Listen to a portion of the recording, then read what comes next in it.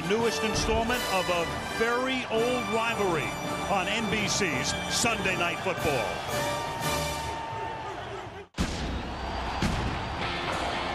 Sunday night, baby! Steelers, Browns. Got it. She's on her way. Tonight is the night. Everything we work for comes down to this. It's showtime. All right, Sunday night, here we go. It's for the ultimate show. Get on your feet, it's about to explode. Hey, Jack, it's a fact, the game's back in town. Steelers and the Browns in a nasty showdown. Stadium's rocking, time to crank up the sound. The NFL's best have come to play. For every fan, there's just one thing left to say. I've been waiting all day for Sunday night. The curtain run in a primetime fight. More than a game, it's every fan's right. 'Cause I've been waiting all day for Sunday night. Roethlisberger throws. Touchdown, Pittsburgh. That guy is a man. Going to the end zone for a touchdown. Sunday night football on NBC. Al and John are the best on TV. Players are ready, set the big boys free. 'Cause the NFL runs on NBC.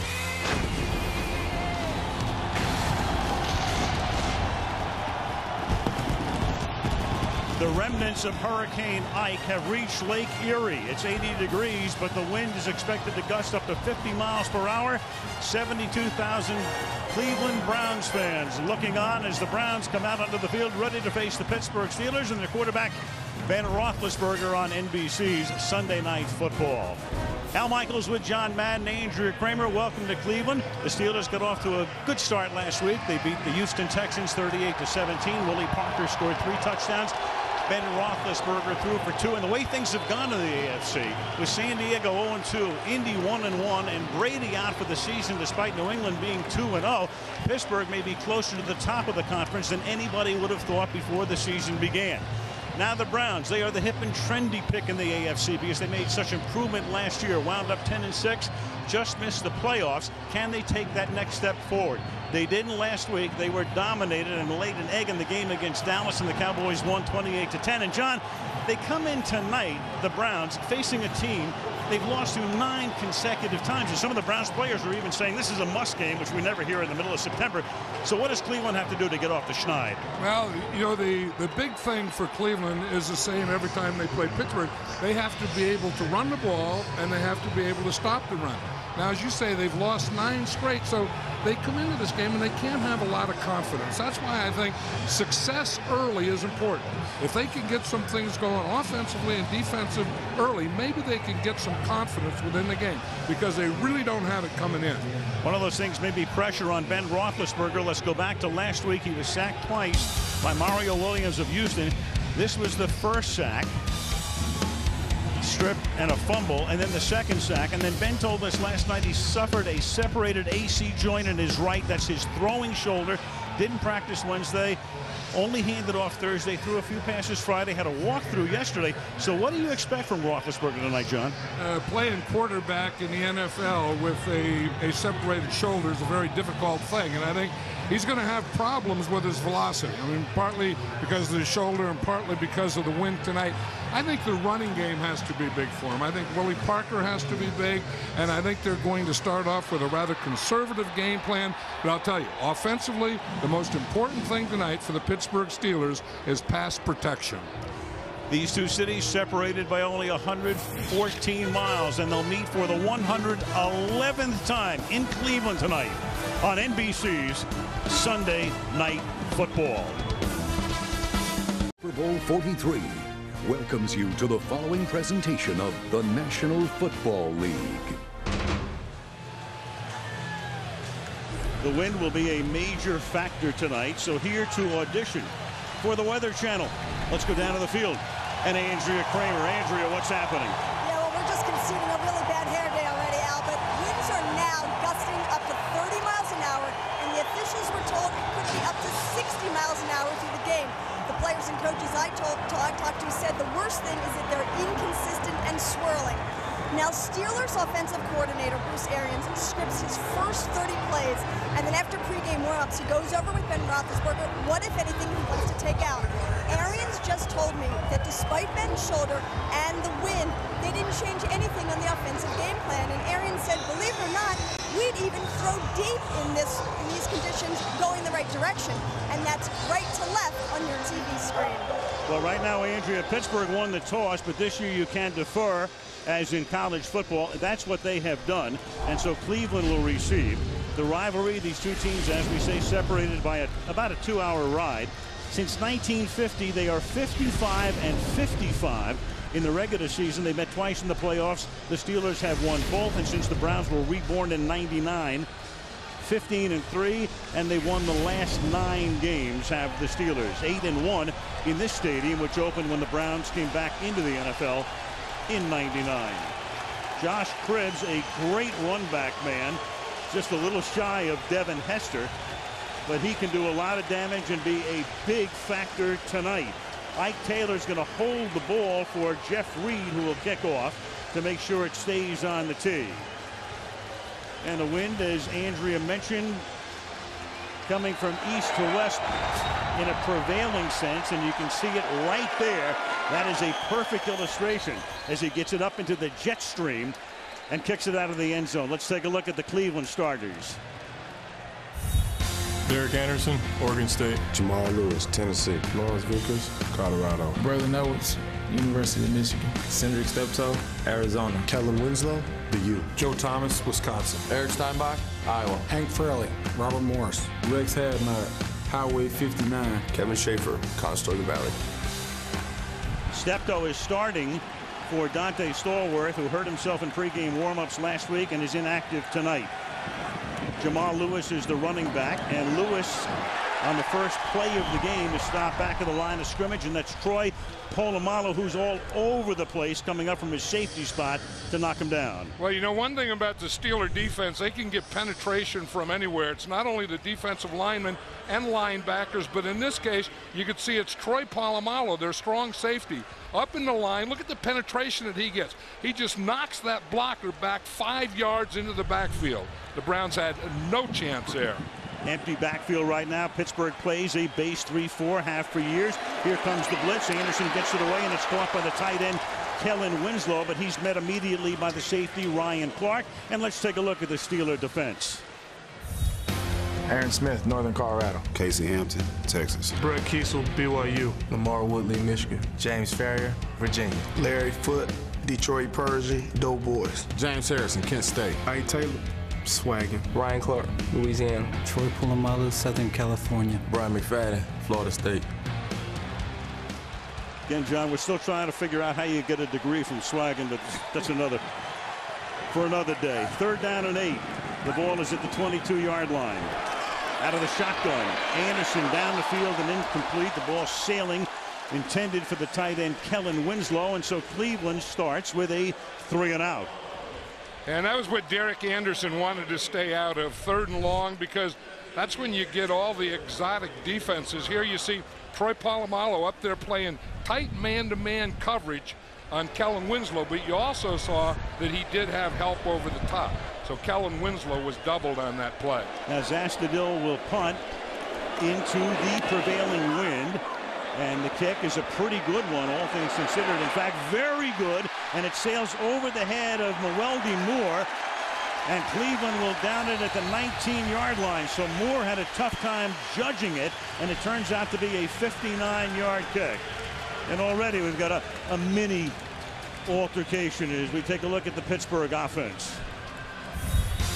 Ben Roethlisberger, Miami University. Willie Parker, Clinton High School. Hines Ward, Georgia. Santonio Holmes, The Ohio State University. Heath Miller, Virginia. Matt Spaeth, University of Minnesota. Marvell Smith, Arizona State. Chris Kimoyato, University of Utah. Justin Hartwig, West Des Moines Valley. Kendall Simmons, the Auburn Tiger. Willie Pelot, Hofstra University. When anybody says Miami University, you know he means Miami of Ohio, because if you went to the University of Miami, all you say is the U. We've learned that through the years. Here's Roethlisberger starting out of the gun from the 19-yard line. And Pittsburgh's first play is a fake inside handoff, and then a pass to Santonio Holmes, who played his college football downstate at Ohio State. Here's the Cleveland D. Corey Williams, Arkansas State. Sean Rogers, LaPorte High School. Robert Smith, Michigan State. Willie McGinnity. Andre Davis, Jackson, Largo Junior Packers. Cameron Wembley, FSU. Eric Wright, UNLV. Brandy Poole, Oklahoma. Mike Adams, Delaware Blue Hens. Brandon McDonald, Collins High. First two guys who introduced themselves, Williams and Rogers, picked up in the offseason to help bolster what was a very porous defense and rush last year. And this is Hines Ward making the catch, but in traffic. Willie McGinnis with the tackle. McGinnis now in his 15th season in the NFL. You saw the Steelers came in with 3 wide receivers, so the Cleveland Browns went to their nickel defense, and Ben Roethlisberger hasn't thrown the ball up the field yet. You know, everything, all the throws have been the short, quick run. You can see he's wearing a glove on his hand because of this wind. He wants to be able to get a tight grip so that he can throw a tight spiral. From the gun, 3rd down and 4.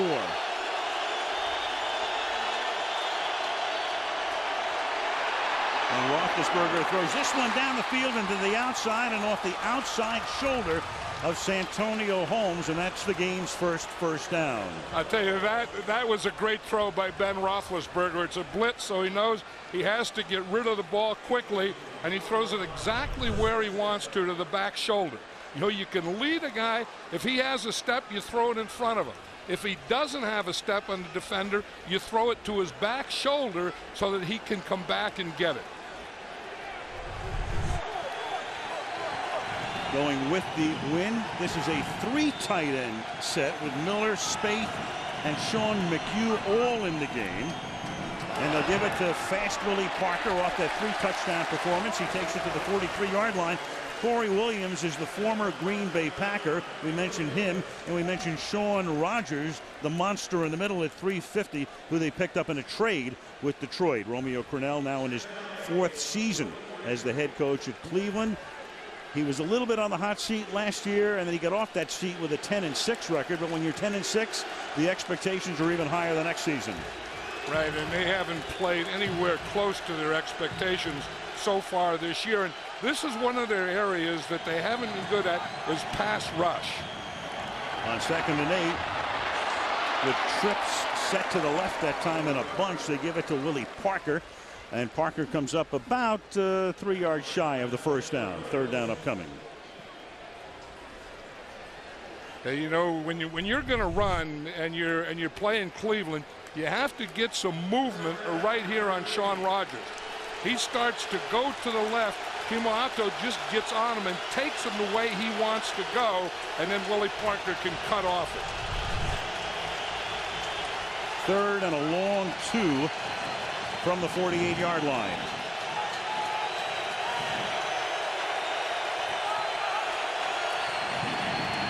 Bend to throw. Under pressure. Down he goes. Gets sacked back at the 39-yard line.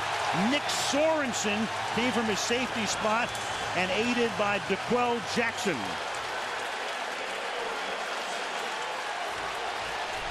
We just showed Romeo Crennel, and this is what he was talking about. When we get him on 3rd down, when we get him in these type of situations, we have to not only blitz him, we not only have to pressure him, but we have to get him to the ground. That has been a problem for the Cleveland Browns. Litzberger's punt fielded by Josh Cribbs at the 12, and Cribbs comes back to the 20-yard line. So each team has had the ball once. Browns come back out on offense.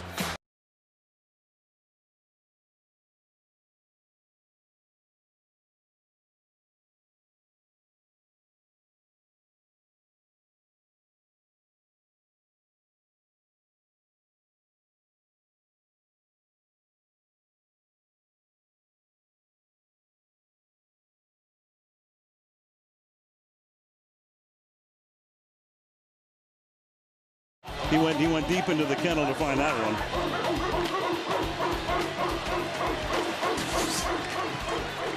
Good Yep. barkers, man. Yeah. You know where you are. Do they have to keep that up all night? I know how they do it, too. From the 19-yard line on first down, Anderson will throw, and that pass is incomplete. He tries to hit Braylon Edwards, his top receiver. Anderson, a great story last year. He started the year as the number 2 guy. Charlie Fry was their starter, and before they got to the second game of the season, Fry was in Seattle. Anderson got the job, wound up in the Pro Bowl, played his college football at Oregon State. He's 6'6", which equals the tallest of any receiver in the league. And you have to love a guy whose hometown is Scappoose, Oregon. And the other thing is you have to love a quarterback who wears a size 15 shoe. Up to the 21-yard line, Lewis carrying, and that'll set up a third down and an NBA-style athletic shoe. I don't think there's ever been a history in the history of the NFL. There's ever been a guy with a size 15 shoe that could scramble. I would bet you're right. Well, that's Derek Anderson. I mean, you know, he's not going to go anywhere. I mean, he's going to be back there in the pocket, and he has a strong arm. He's a guy that throws mid-range and deep patterns better than he does the short variety. 3rd and 7 out of the shotgun, so he's flanked now by Jason Wright in the backfield.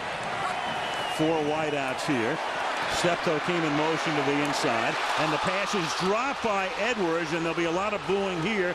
He led the league in drops last year. He dropped what they considered 4 passes last week.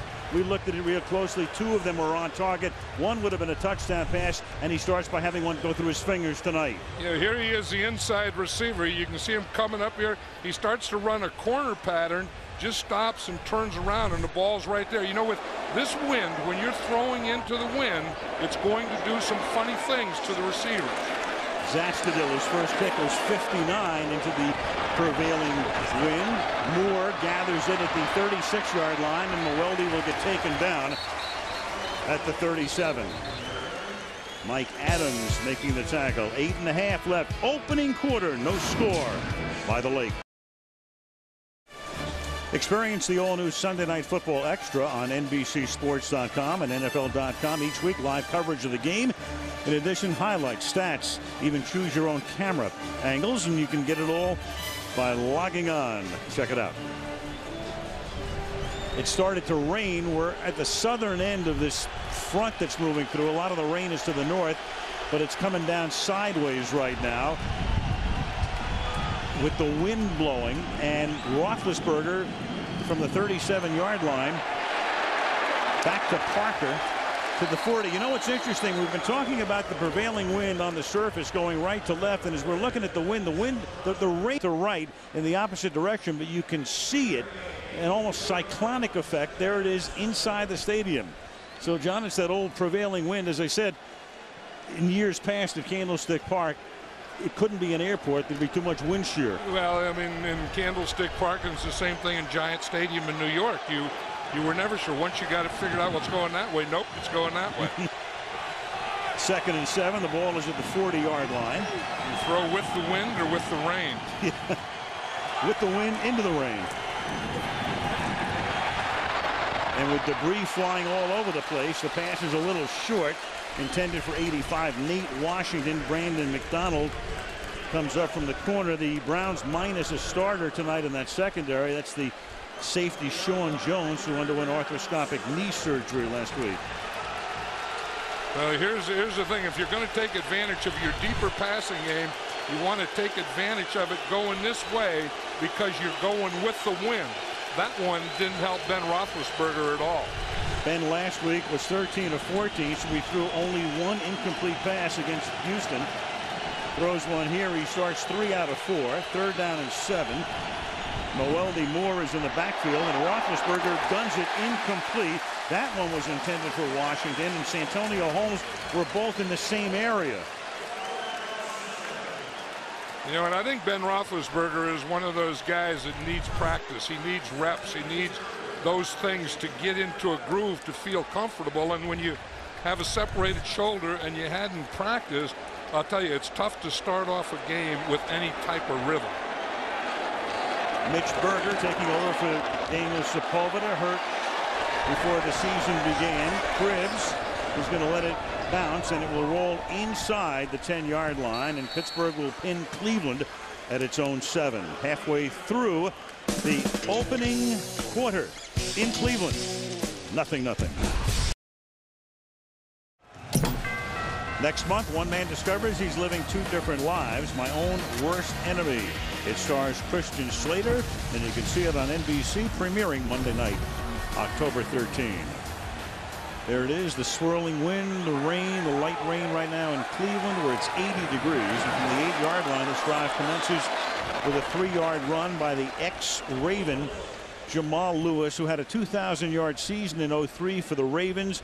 He was maybe the best running back in the league, John, at one particular point. Had troubles off the field, spent some time in jail, was hurt, came over here, had a subpar first season here, but a real good second one last year. Yeah, and he's a very good running back. He's very strong, and the thing that the Steelers say is we have to stop him in the backfield, because if he gets started and he gets to that second level, that linebacker, or third level, the defensive backs, he is very, very dangerous on it. Here he is again. I misstated that it was his second season that was good. Last year, his first season here, but he was coming off back-to-back very subpar years with Baltimore, then was rejuvenated here, and of course he's going to be such a major factor if they are to have success this season as well. See, and what they just did is the Steelers stopped him right on the line of scrimmage. You know, they talked about not letting him get going, you know, stopping him before he gets that power going. Winds buffeting our camera positions. Jason Wright now comes into the backfield, and Derek Anderson's going to take a timeout as he took a look at that Pittsburgh defensive setup. So a 3rd down play from deep in Browns territory coming up when we come back. Well, we have Michael Phelps in the house tonight. He has not been home, we're being told, for 81 days. He'll drive from here back to Baltimore tomorrow, but he was in New York last night, hosted Saturday Night Live, came over here for the game today to see his buddy Braylon Edwards, because they worked out together at the University of Michigan, and there he is, 8 gold medals. Just gives you chills, doesn't it? Amazing. Seeing him and thinking of what he did, and you know, what everyone did in the Olympics, and how great and captivating it was. Incredible. I'd like to be him for a day. Just swim one lap like he does. 3rd down and 6. And that pass is incomplete, intended for Kellen Winslow over the middle. So we'll already have our 5th punt of the game. Lamar Woodley, pressure from the outside that time, and forcing Anderson to throw it a bit low. Yeah, this is the defense where they get all the exotic looks. They only have 2 defensive linemen, and they have 4 linebackers and 5 defensive backs. And so any of those linebackers or any of those defensive backs, any overloads, any combination can come. Zastudil punting toward Mueldy Moore. Another good kick that they will down inside the 35 at the 33-yard line. So Dave Zastudil having a good night. He's already kicked the ball 3 times without it.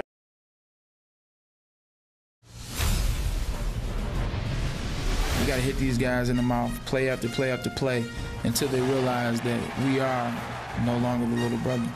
We hate those guys and they hate us. It's a backyard dogfight. No nice guys are on the field. No matter what the scoreboard says, you're always walking out there with a limp. Pittsburgh has our number, but we plan on putting a big stop to that tonight. The Browns, and you have to have confidence. I mean, you're a professional football player. I mean, what are you supposed to say? Oh, we're scared of them. No. Of course we're going to hit them in the mouth. From the 33-yard line, here's Roethlisberger on 1st down. And Big Ben completes that one to midfield. Hines Ward makes the catch, and that's the second 1st down of the game. You're right, and this is a big series because it's going to be the last series that the Steelers have the ball going this way. So if they're going to get some passing going, if they're going to get the ball up time to do it, and that's a perfect pass right there. 48-yard line, that was good for 19. That Zastudil punt before we went to the break was good for 55 yards tonight. And this is Parker. Parker might have won the rushing title last season. He was leading going into the next to last weekend of the year, and then he broke his leg in a game in St. Louis. Then Roethlisberger just ran to the sideline I don't know if he didn't get a play or couldn't hear or had something with that glove. You know, he wore the glove to get a tight grip, and now that it's raining, it's going to be a wet glove. But in previous times, he has worn a glove in rainy weather. And he will game that if he puts one on tonight, it will be so that he can get a better grip on the ball, feel it better. And he did go to the sideline, so there he is right now with the new equipment on 2nd down and 7, and he's going to fake the handoff, by a ton of time all night, going deep into double coverage and incomplete. He tried to thread it into Willie Parker, who was inside the 5-yard line, and Willie was double-teamed. Rodney Poole was back on the play, and also the linebacker went all the way back there as well, DeQuell Jackson. Well, see what he did. The play before, they run the stretch play, where they hand the ball to Willie Parker to the left. That time, they faked it to him, a bootleg to the right, and threw it to Willie Parker back on the left-hand side. So I said velocity could be a problem for Ben Roethlisberger tonight, and it wasn't on this play. I mean, he got everything into that one. And look at the protection he had. I mean, that's great protection by the Steelers, lousy pass rush by Cleveland. McDonald back there on the coverage as well, and Roethlisberger is going to take a timeout. That was their shot. You know, we were talking about this is going to be the last time that they really have the win, and then Cleveland's going to get it in this next quarter. So if you're going to take a shot, now's the time to take it. He did. You know, I'm just wondering, just in looking at him, and we were trying to read all kinds of body language and facial expressions here tonight. Does he go to the sideline because of the situation right now? 3rd and 7. Does he go to the sideline to give somebody a breather? Does he go to the sideline because maybe he felt something in his, you know, it's all speculation, but you don't know. On the one before that, I think it was something with his glove. I think he wanted to dry it off. This one here, it could be the shoulder, because he, you know, as he let that thing go, it could be that. But, you know, as you say, it's all speculation. 3rd down and 7. The ball is at the 45-yard line. Moore is in the backfield. Holmes sets up on a wing to the left. Roethlisberger looking in that direction. Guns it over the middle, and the pass is incomplete. Hines Ward couldn't hold on. The coverage on the play is by Terry Cousin, and it's 4th down, and this will be Pittsburgh's 3rd punt and the 6th punt of the game. Yeah, so he's dealing with a number of things here. One, a shoulder, playing with a glove, the wind, the rain, the wet football. I mean, this one could have slipped out a little, but I think Hines Ward has to catch that one. Josh Cribbs angles over. He's going to field it at the 5-yard line, get away from the first man, and then bring it back up to the 18-yard line. Broke away from William Gay, and now Cleveland comes out for the 4th time. We check. Well, John, remember how you were talking you'd like to be Michael Phelps for a day? Yes. Well, Braylon Edwards actually got a taste of that. This offseason, he was looking for a workout that would save his legs and joints. So, inspired by his buddy and fellow Wolverine Michael Phelps, he took up swimming. 4 days a week, he worked his way up from 11 laps to 30. Now, fast forward to training camp. When he was sidelined with that foot injury, Edwards was an Olympic junkie. He watched every one of Phelps's races, and Edwards told him, for every gold medal, I'll score 2 touchdowns. Oh, wait a minute, I got 16 last year. I'll get 17 this year. Well, all Edwards has done tonight is drop the pass thrown to him. Jamal Lewis for a gain of 4. Who better to report on that story than Andrea Kramer, who did such stellar work in the swimming venue and was there interviewing Phelps and all of the other American swimmers and others after their performances in Beijing. Right, and everyone did a great job, and that was, as I said earlier, just compelling television watching this year's Olympics. And, you know, and the things that Michael Phelps did was just amazing. I mean, that's kind of above human. If that didn't sell about 60 million HD sets, I don't know what will. And we've got a flag, and this is Tony Correnti's first visit to the microphone tonight. I think it's important for Cleveland to get a couple first downs here, you know, and just take it so they can get the win to the next quarter and not let. That's Rex Hadnot. We're talking to Tony Correnti, who wears contact lenses, and when he came out before the game, he thought, well, maybe I'll go to glasses tonight. And then I saw him in the tunnel before the game, and he said, nah, I'm going to start with the contacts. I said, what about LASIK? He said, give me a doctor. Key word being start with. I mean, Tony could go to the glasses before this game's over. 2nd and 10. The ball is at the 18-yard line. And on a slant, that's caught. And there is Edwards in front of his man Phelps, making the catch. He's tackled by Ike Taylor. And we'll see where they spot it. It's close to a first down, and it's enough for a first down. Braylon Edwards is a very impressive guy. I mean, he's a big, tall, strong receiver who can run, and he's a total package. And again, once he gets in a groove, and once he gets started and gets confidence and gets on the same page as Derek Anderson, this is a heck of a combination, these two. That's the Browns' first down of the game. The ball is at the 28-yard line. Lewis and Vickers are in the backfield together, and Corrente's going to stop play for the moment. Yeah, it's a big first down, because when you talk about this wind, they're going against the wind. So if they can keep the ball through this quarter, then they don't have to punt into the wind. Play was stopped because the ball had rolled away. They put it back at the 28. Vickers is the fullback, and he will lead the way for Lewis. And Lewis takes it to the 30. Vickers plays a lot. I mean, fullback has become kind of an extinct position. But in Seattle, it was with Max Strong, of course. It was one of the primary positions, and Vickers kind of fills that same role here. Look at the penetration the Steeler defense gets, and it's Larry Foote's going to come over and make the tackle. These guys are all excellent tacklers. I mean, there's no guests on the Pittsburgh Steeler defense. They all tackle very well. It's a great way to put it. No, you can't carry too many guests on defense. No, in any facet of life. 2nd down and 8. The ball is at the 30. To the outside, and that's Vickers. We're talking about the fullback, who also goes out into the flat on occasion, and he's tackled there by James Harrison, who was the Steelers team MVP last year, and it will be 3rd down and short. Well, they caught him in a blitz. They brought the 2 inside guys. They like to do that on 2nd down. Offense, number 12, 10-yard penalty. That's Cindric Steptoe, the wide receiver, taking the spot of the injured Dante Stallworth.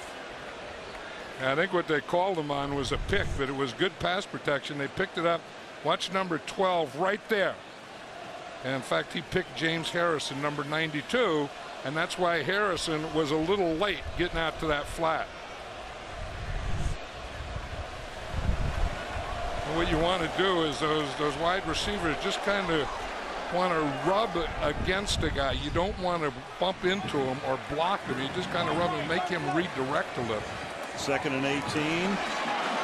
Over the middle, and that's into traffic, and it's incomplete. He tried to jam it into Winslow, and that's Ryan Clark coming up to bust up the play. And you got to root for a kid like Clark, who last year got sick, wound up having his gallbladder and his spleen removed, and of course his future was in question, and here he is back in the starting lineup. And there was there for a while that he wasn't worried about, will I ever play football again? That was and the last thing in his mind, and then he got better, and like you said, this is a great story. Here he is. 3rd down and 18 now. 3 wide and 5 defensive backs.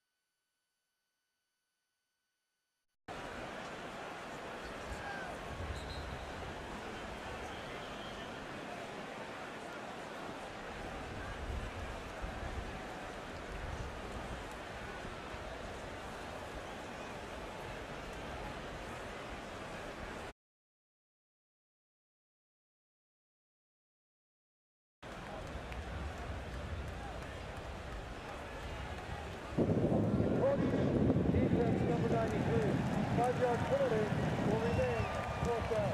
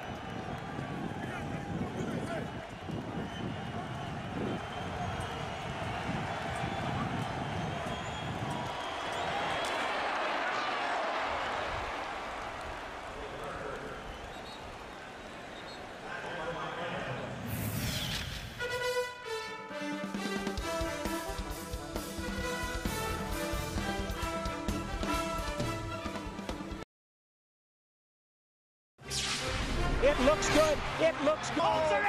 Sammy Morrison will left and he leaps up and in. Touchdown. Cutler to throw. It's caught. A 2-point play. Unbelievable. That was an insane game. You know, I always said that Mike Shanahan was the most aggressive play caller in the NFL, and he showed it at the end of the game there, going for 2. Incredible finish. Al Michaels, John Madden, Andrew Kramer. Windy Cleveland. We start the second quarter, no score. The Steelers have the ball at their own 37-yard line, and this is Willie Parker going to the outside and picking up about 3. Parker has now carried 7 times for 29 yards, tackled by Leon Williams. Buzz around the league today. In that game in Denver, Brandon Marshall, who was suspended last week, came back today and had 18 catches. Darren McFadden, who was injured at the end of the Oakland game the other night, healthy today, 164 yards against KC. And Matt Castle for Tom Brady starts against Brett Favre and beats the Jets 19-10 at the Meadowlands. Now Parker again, a steady dose of Willie on this drive. Again, tackled there by Williams, setting up a 3rd down and 1. You see that play there? That's like the old Washington Redskin counter tray, where Parker was going to step to the left, let 2 pullers out in front of him, a guard and a tight end, and then just follow him in. And then they go to the line without a huddle, and Roethlisberger tries to sneak for a 1st down. So on 3rd and 1, not letting Cleveland wanting to get their defensive personnel in the game. Cleveland's indicating Roethlisberger lost the ball, but he did not. And now Correnti is going to signal it's 4th down. So they tried to catch Cleveland napping, and Roethlisberger on a sneak could not pick it up. Mike Tomlin saying, what the heck just happened? And I mean, he's doing the only thing that he can. You know, it'd be easy to say they have to go for it here, but they can't. I mean, Ben Roethlisberger makes a pretty good play in that quarterback sneak, getting a little push, finding a soft spot, and just turning your shoulder. And he goes in behind his new center, Justin Hartwick, 5-yard penalty will remain 4th down. who they picked up in free agency from the Panthers in offseason. Now another penalty here as we get ready for Berger's 4th kick of the night and the 8th punt total in the game. You know, sometimes in life you try and trick someone, you try and catch them not ready, and the only one really not ready is you. Yep. and you end up 4th down and punting. Perfect example right there. 24-yard line. Cribbs brings it back up to the 32-yard line. And Cleveland will begin its 5th series of the night at that spot. Shots with the weather tonight. As we said, these are the remnants of Hurricane Ike working their way up yesterday. The anemometer going crazy, trying to get the flag displayed. The opening kickoff, Ike Taylor had to hold it. Sometimes the ball is able to ride the wind, as does that rapper. And Ben Roethlisberger tonight is 4 out of 8, and Derek Anderson is 2 out of 8. How are our cameras doing? Unmanned. Fine. Fine. First down. Anderson. He's going to air it out. Downfield. Intercepted by McFadden. Braylon Edwards, and the ball just hung up in the swirling wind, and the pick right there for the Pittsburgh Steelers. You knew that they were going to take a shot because they're thinking, okay, we were against the wind. Now we finally get the win. It's first down. Let's take the shot right now. And again, you put the ball up there in any kind of wind, and it just hangs way too long. I mean, you still have to get it out in front. You have to get it out, let Braylon Edwards run under it. You know, that ball was way, way too short. And McFadden gets the pick. McFadden gets the start tonight for Deshae Townsend, who's injured and inactive. And that's the first drive of the game for either team that didn't end with a punt. From the 30 now, Roethlisberger, 4 of 8 for 41 yards. Parker's carried 8 times. This is his 9th. Now for a total of 40 yards, and it will be second down and 5. You know, you talk to the Pittsburgh Steelers, and they say, you know, who do we have to get blocked? If we're going to run the ball, we have to get Big Baby, number 92, Shaun Rogers, blocked. They've done a pretty good job. I mean, they get him going one way and just keep him going that way. I mean, he weighs over 350 pounds. You better get a couple of guys on him, and if he wants to go one way, let him go that way. Do not try and redirect him, because that's impossible. Second and 5. Oh, and don't let him do that to you. Yeah, well, no, because he had to spin away from Rodney Poole, who was blitzing on the play. And then Big Baby makes his presence felt with exclamation points. Yeah, I mean, Big Baby will do a belly flop on you. And I said 350, I was being generous. All right, wait, they started double team. Don't stay with it. He comes off. Now watch this. Right there, and then he takes all that, whatever it is, and boom, he puts you right into the ground with it. What do you think it is? I think it would be more like 375 would be a guess. Yep. Of whatever it is. Third down and 7. Roethlisberger throws, and that's caught by Holmes, and he'll get slung back, but his forward progress nets him a first down before Eric Wright makes the tackle, and that moves the chains. Yeah, that's one of the places where the Steelers have an advantage is their wide receivers on the Browns corners. The Browns corners are young, so they need all the help they can get. And I don't mean double coverage help. I mean pass rush help. You know, they got to put more pressure on Ben Roethlisberger and not let him have the time to make all those throws. They empty the backfield with Parker setting up as a wide out to the right. The pump fake, and Roethlisberger is now going to get sacked for the second time tonight, and a flag is thrown. That Sean Smith, who backs up and sometimes plays alongside Rodgers, who comes in putting the pressure on, and Correnti will make the call. Personal foul, grabbing the face down. 15-yard penalty, automatic first down. And that's a killer, because Roethlisberger went down, and then Smith, and then blows it at the end by grabbing the face mask. And again, they don't have the 5-yard variety this year. If you're going to call a face mask penalty, it has to be 15 yards. Shaun Rogers got Ben Roethlisberger by the face mask, and that was the 15-yard variety anyway. And you always see a player, when he's the aggrieved party on a face mask, reaching for the face mask. Ben was reaching for it before he even hit the turf.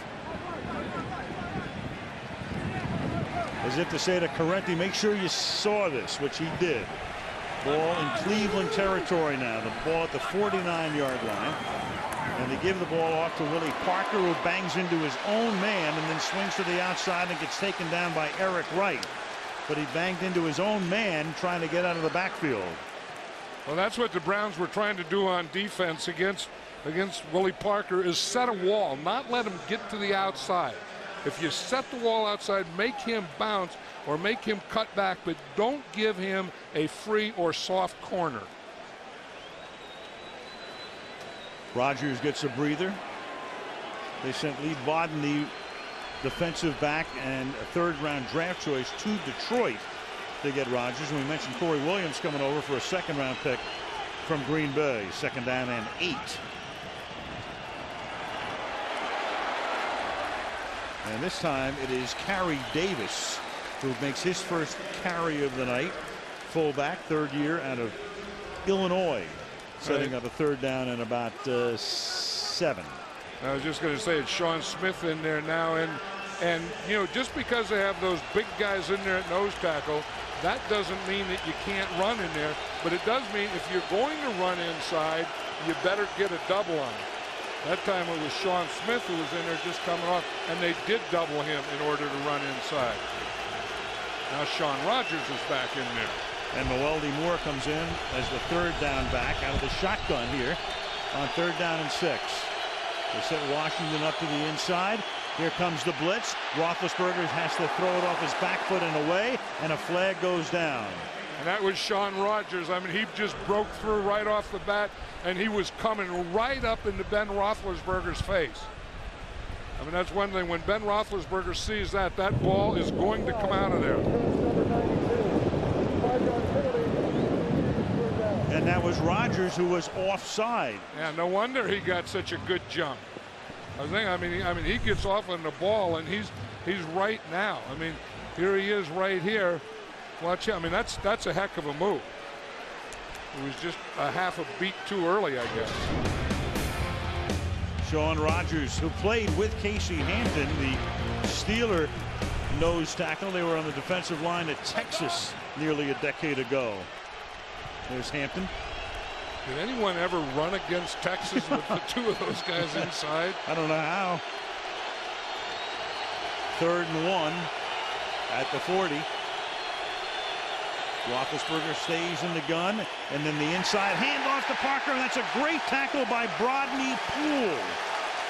He, of the 3 concussions during his career and missed last week, a big factor in their secondary, and once again coming in on this time the run blitz and getting him in the backfield.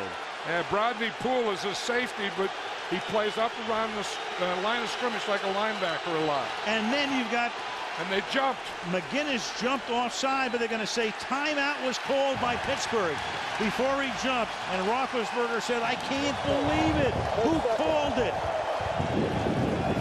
That was another trick that backfired. Yep, trickery and deceit will get you no. A couple of years ago, they put the rule in that the coach can call a timeout. So you look at the top of the screen, and there he is. There is Tomlin leaning over the official's shoulder, or coming in. Here comes Mike now and saying, give me a timeout.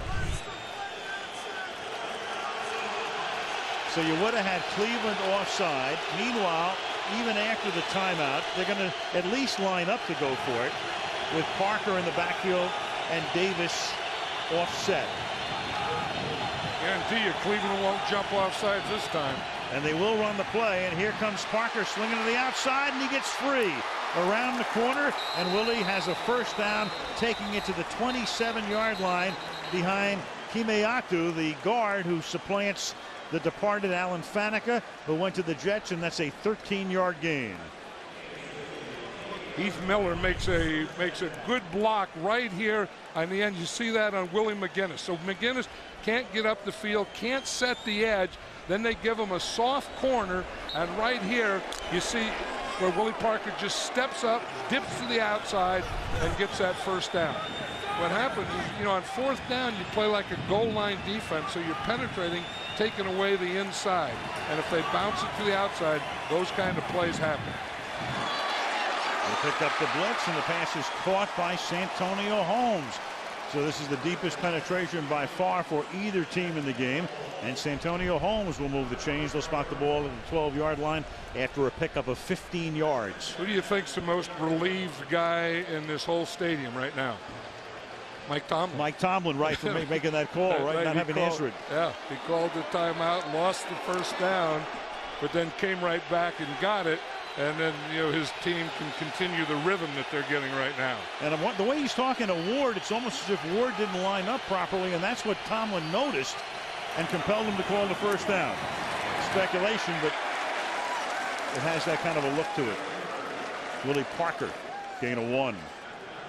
You know, Ben Roethlisberger's coming over to the sideline a lot, and I'm not sure if he's not getting the play in his helmet, and if he's coming over to get it, or if there's something else. I mean, because he didn't dry his hand off, he didn't do anything else. He just came over and talked to the coach. Well, they've had communication problems in this stadium now. Last week, both teams, Cleveland talking about it. Sometimes the stuff in your helmet can sound like radio-free Burkina Faso, especially on a night like tonight. 2nd and 9. Roethlisberger to the end zone, and it is Hines Ward who can't hold on to it. Terry Cousin and Brodney Poole with the coverage on the play. I'll tell you, Ben is gunning the ball now. I mean, that deal with velocity in the shoulder, it's not a problem. I mean, he puts a pretty good zip on that one. Hits Hines Ward perfectly. I mean, that's his go-to guy. When he gets around this 10-yard line, he is going to look for Hines Ward, and Hines Ward will come up with a touchdown most of the time. Timeout Pittsburgh. 3rd and 9 when we come back. No score. Lambeau Field will be the site for Sunday Night Football next week, and Tony Romo and the Cowboys will come into Lambeau. The Packers, with Aaron Rodgers at the helm, are now 2-0. Dallas plays Philly tomorrow night. Football night gets it started at 7 Eastern, and the game at 8:15. Shores of Lake Erie, Cleveland Brown Stadium. After the timeout, Pittsburgh's last of the half. It is 3rd down and 9 now as they come up from the shotgun. We got the bunch over here, and this is another time that they like to come back and go to Hines Ward. Roethlisberger, good protection, has time, goes to the end zone, and goes right to Hines Ward for the touchdown. You just had the feeling after Hines Ward dropped that one in the end zone, and this is where they like him anyway, and then they like him in this position. They go bunch of 3 receivers on one side. Here's Hines Ward. He's the middle guy of the bunch. So you have him coming in, one short, and there's always going to be, I think it's hard to man that, so you have to zone it. And if you're just patient and good pass protection, you can make that play. Hines Ward atoning for the 2 drops tonight. That's already his 3rd touchdown catch of the year, and Roethlisberger's 3rd this season. Reed for the extra point, so Anderson with the interception. Pittsburgh is able to cash in, and we have a flag on the extra point.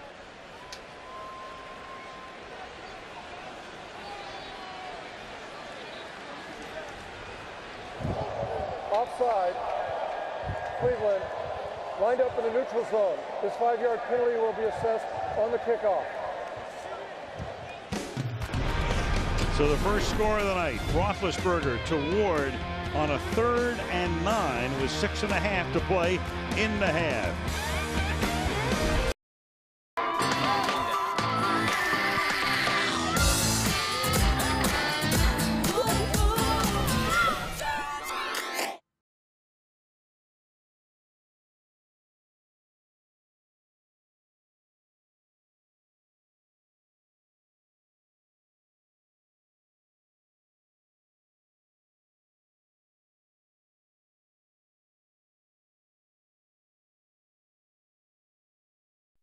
The new generation Honda Legend has super handling all-wheel drive.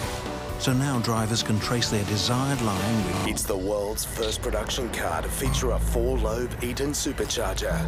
It's the TRD Orient from Toyota Racing Development. A powerful quad-cam V6 delivers 241 kilowatts and 400 Newton meters. The 3-hour premiere event. Everybody waiting for the season premiere of Heroes next Monday right here at 8 Eastern and Pacific, 7 Central and Mountain on NBC. Windy night, but a very warm night. The temperature was 80 degrees at game time, and in Cleveland today it got up into the high 80s. And here's a hero in these parts and a few others as well, Jim Brown.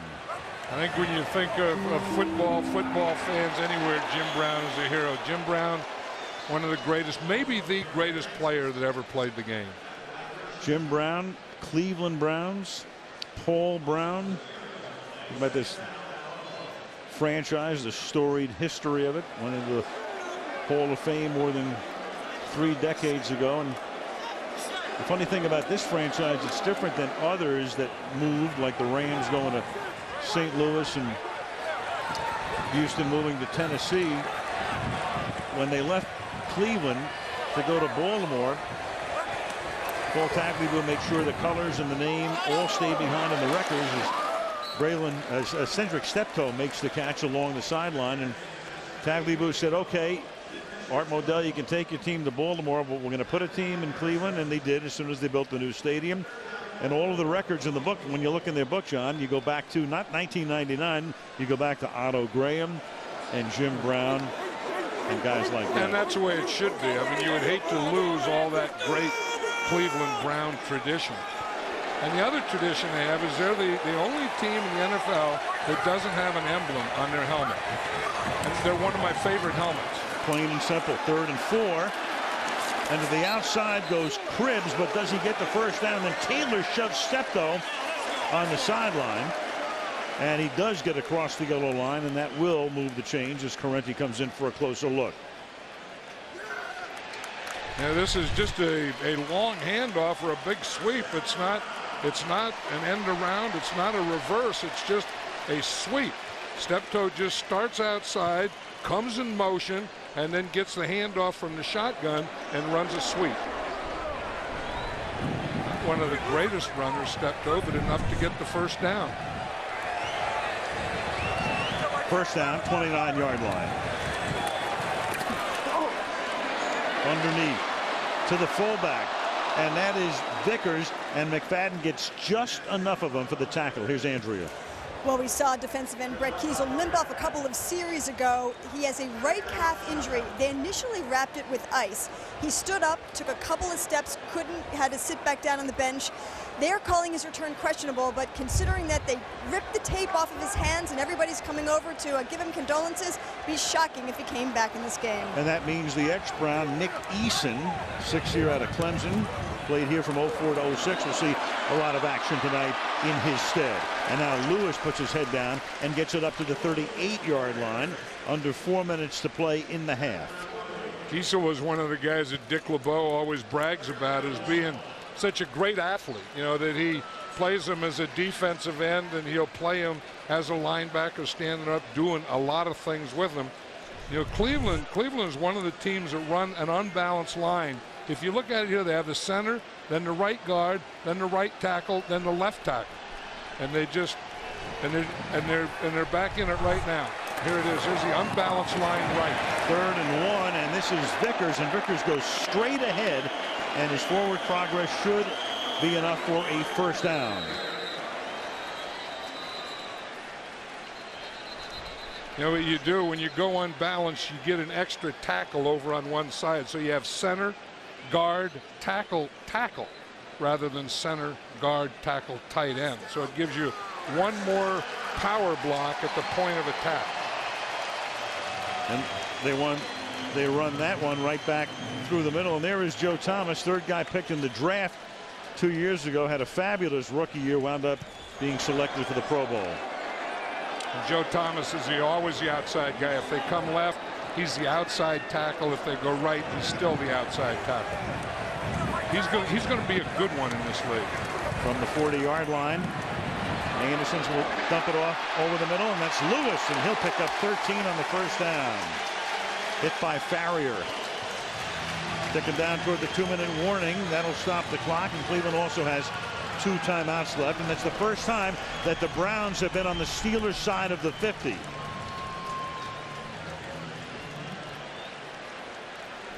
Kursky, Hoke, and Eason are the three men up front. And here comes Polamalu leaping over the top. They pick him up, and to the outside goes Lewis, and that's Farrier making the stop as we come to the 2-minute warning at officially 1:57. So the Browns mounting a drive with Pittsburgh in the lead, 7-0. Bob and the gang will be in New York for the Toyota halftime show. Chris Collinsworth is going to take a look at that very questionable and unbelievably wild late game-changing play and the whole ending of the game at Mile High. I don't know what Chris thinks, but I think it was a bad call. I bet you he agrees. 2nd and 12, and the pass is caught at the 30-yard line by Kellen Winslow, and that'll move the chains. And again, Cleveland has 2 timeouts. That's a 19-yard gain as Roethlisberger muses from the sideline. And I was just thinking that's what the Browns have to do. They have to get Kellen Winslow and Braylon Edwards. I mean, those are their big play guys, the stars. They have to get them into this game. And they must have been thinking the same thing, because right now they go to Kellen Winslow. And those are the 2 guys, Edwards and Winslow, are the 2 guys that can get big chunks for them. Cleveland's gained only 78 yards tonight, and they've just taken a timeout, leaving them with 1. A total of 78 yards that Cleveland has gained, and 52 of them have come on this drive, but they have to waste a timeout here.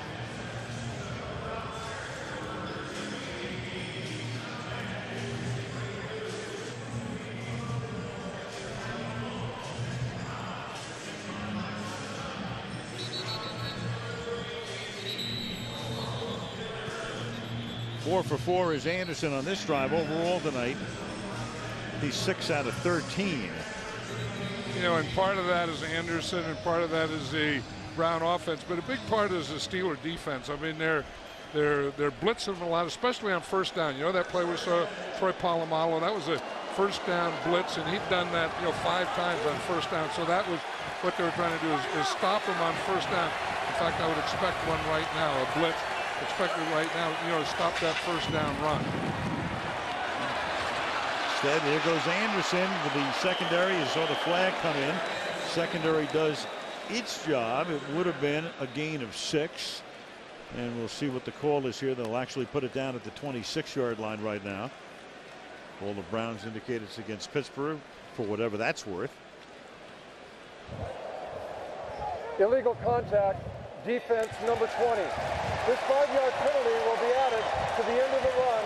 Automatic first down. 'Tis the truth. Bryant McFadden. So they get the run, they get the gain, and then they get the penalty, and then they get the automatic first down. McFadden here starting for Deshae Townsend. Let's watch and see what they call here. I don't know.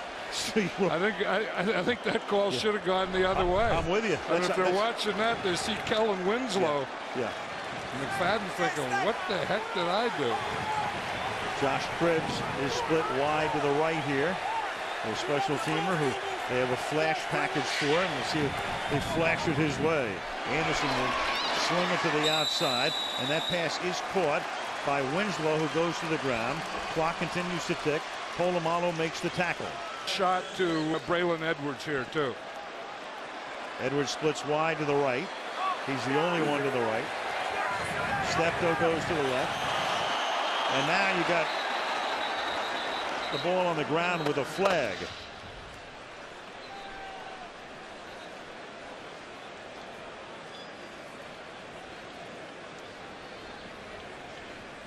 So the Browns, their best drive of the night by far, but sputtering from time to time down to their 1 timeout. This drive began back at their own 18-yard line.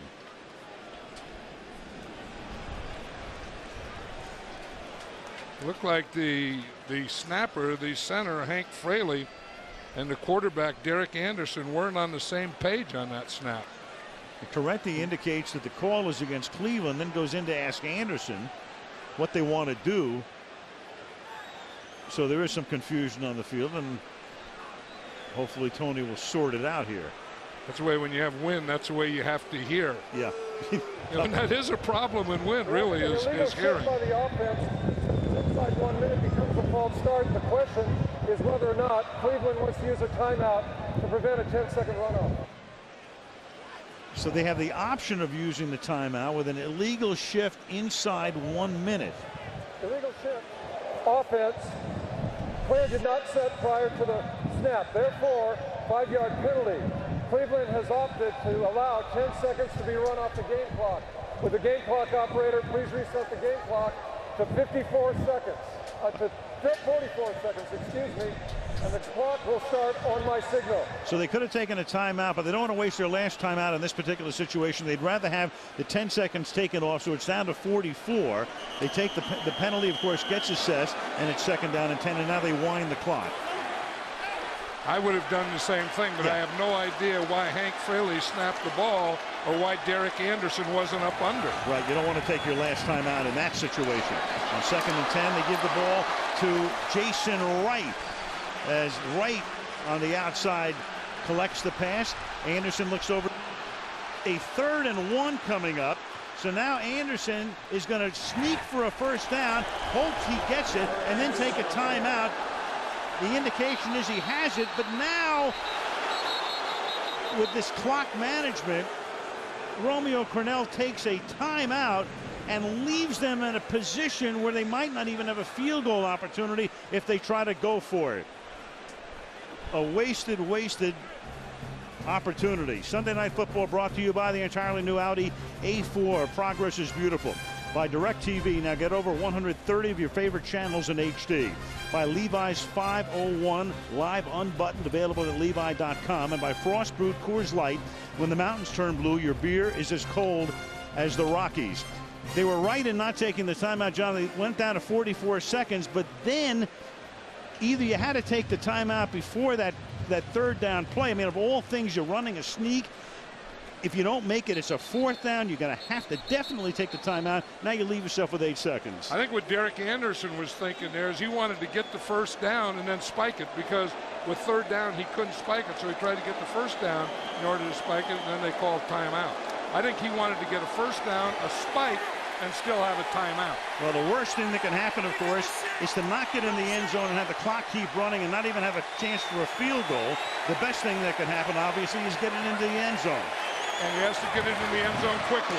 And that pass is intercepted at the 2-yard line by Polamalu. And he'll take it back to the 16, and that'll make all of that move. Bad management at the end of the first half, and the crowd lets the Browns know it. Look at the jump Troy Polamalu gets.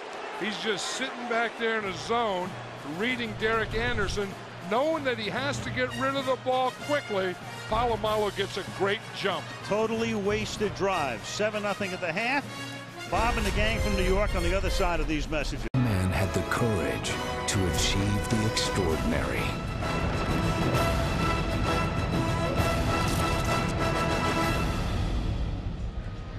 Those were scenes from The Express, a soon-to-be-released movie. It's about Ernie Davis, the Syracuse University star, who became the first African-American to win the Heisman Trophy and the NFL's #1 overall draft choice back in 1962. And many of you know that tragically Davis never played pro football. He died at the age of 23 from leukemia. Before tonight's game, former Cleveland teammates, including Jim Brown, along with actors Dennis Quaid and Rob Brown, the stars of The Express, paid tribute to Davis in a pregame ceremony here. The movie will be in theaters on October the 10th. John, I had a chance to preview it last week. Great sports movie. Loved it. Dennis Quaid plays Ben Schwartzwalder, the coach. Rob Brown does a terrific job as Ernie Davis, and it, kind of takes you back to when you and I remember, watching Ernie Davis when he was in college football, and what an amazing story it was. Yeah, and a great player, and just everything just ended way too soon.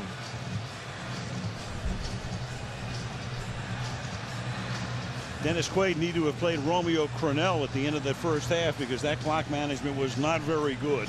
Dennis Quaid just told me about a loss that he had, and you and he were partners in golf, and you lost. What else is new? Does that happen all the time? That happens, unfortunately, a little too much. Still windy in Cleveland. They're going to hold the ball. McDonald will, and because of the deferral in the first on the coin flip, before the game. It will be Pittsburgh getting the ball here in the second half. As Dawson sends it down to the 2-yard line, and this is the rookie out of Illinois, Rashard Mendenhall, picked in the first round, who brings it back to the 23-yard line, and we'll check in with Andrea. Well, coming off the field at halftime, one of the Browns' most emotional players, Kellen Winslow, went ballistic. He was screaming, "I was open, I was open." Now, as for the poor clock management at the end of the first half, Romeo Crennel was very blunt. We screwed it up. He said the story of this game are the interceptions. He said very simply, biggest adjustment for the second half, make better decisions, better choices. It'll be a different ball game. Thank you, Andrea. Plain spoken. From the 23-yard line, here's the handoff to Parker. A little spin through the middle to avoid the tacklers, and he takes it out for a first down as he's able to move behind the pulling guard. Kemeoto, who again takes the place of Alan Faneca, who left after several stellar seasons in Pittsburgh to take more money from the Jets. You know, watch what they do to Shaun Rogers here. And we talked about, you know, if you're going to run the ball, you have to get that nose tackle. You have to get the middle block. Now, if you get that block, then there's no penetration. Then you can go around him. You can go to either side. From the 34 now on first down. Parker. And this time he can't get around the corner because that's Shaun Rogers. Flag is thrown. Tony Correntes had a busy night already. Rogers in on the stop. Yeah, they have both Shaun Rogers and Sean Smith in there getting penetration, and then they don't have to worry about setting the edge. They set the edge in the middle. Number 83, 10-yard penalty. Tight end Heath Miller with the holding infraction. Heath Miller, one of the good players on this Steeler offense. I think maybe one of the most underrated tight ends in the NFL. He's one of those guys that can block. I mean, he can block a defensive end, he can block a linebacker, and then as a receiver, he's very good. So I mean, he's the full package. You don't see a lot of tight ends like that. You see guys that can block, you know, and they're not much of a receiver. Guys that receive and they can't block. He can do both very well. 1st and 20. Draw. Parker. And he gets up to the 30-yard line to call Jackson, 52, the linebacker. Trips him up. 5, 2nd and 15. This is a roll draw. You run a draw play off of a rollout. And here you're going to see Cameron Wimbley, number 95, the outside linebacker. He's a guy that they drafted, and he was going to be their dominant guy. You know, in a 3-man line, your most dominant defensive guy is either going to be an outside linebacker or one of your safeties. Wimbley is supposed to be that guy, but he hasn't looked like it. 3rd year, Florida State. Top choice in 06. 2nd and 15. Roethlisberger stepping up, and then Big Baby comes in after McDonald just brushes by him. And I think that's the one they were worried about with Ben Roethlisberger, is Big Baby doing a belly flop on him.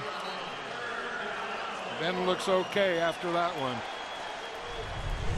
But that is a tough one. Watch Shaun start to slide the line, and he just slides right with him and pushes him back. And that's a tough one, his right shoulder. Watch, you see his right arm isn't pinned though, and they really get it is when they get the right arm pinned and then they take the shoulder into the ground. Because he didn't have his right arm pinned to his body, he was okay. And it was a tough one on Robert Smith's left leg. You could see him grimacing as he went to the ground, and he's still down with an injury time out here in a 3rd down and 21 upcoming.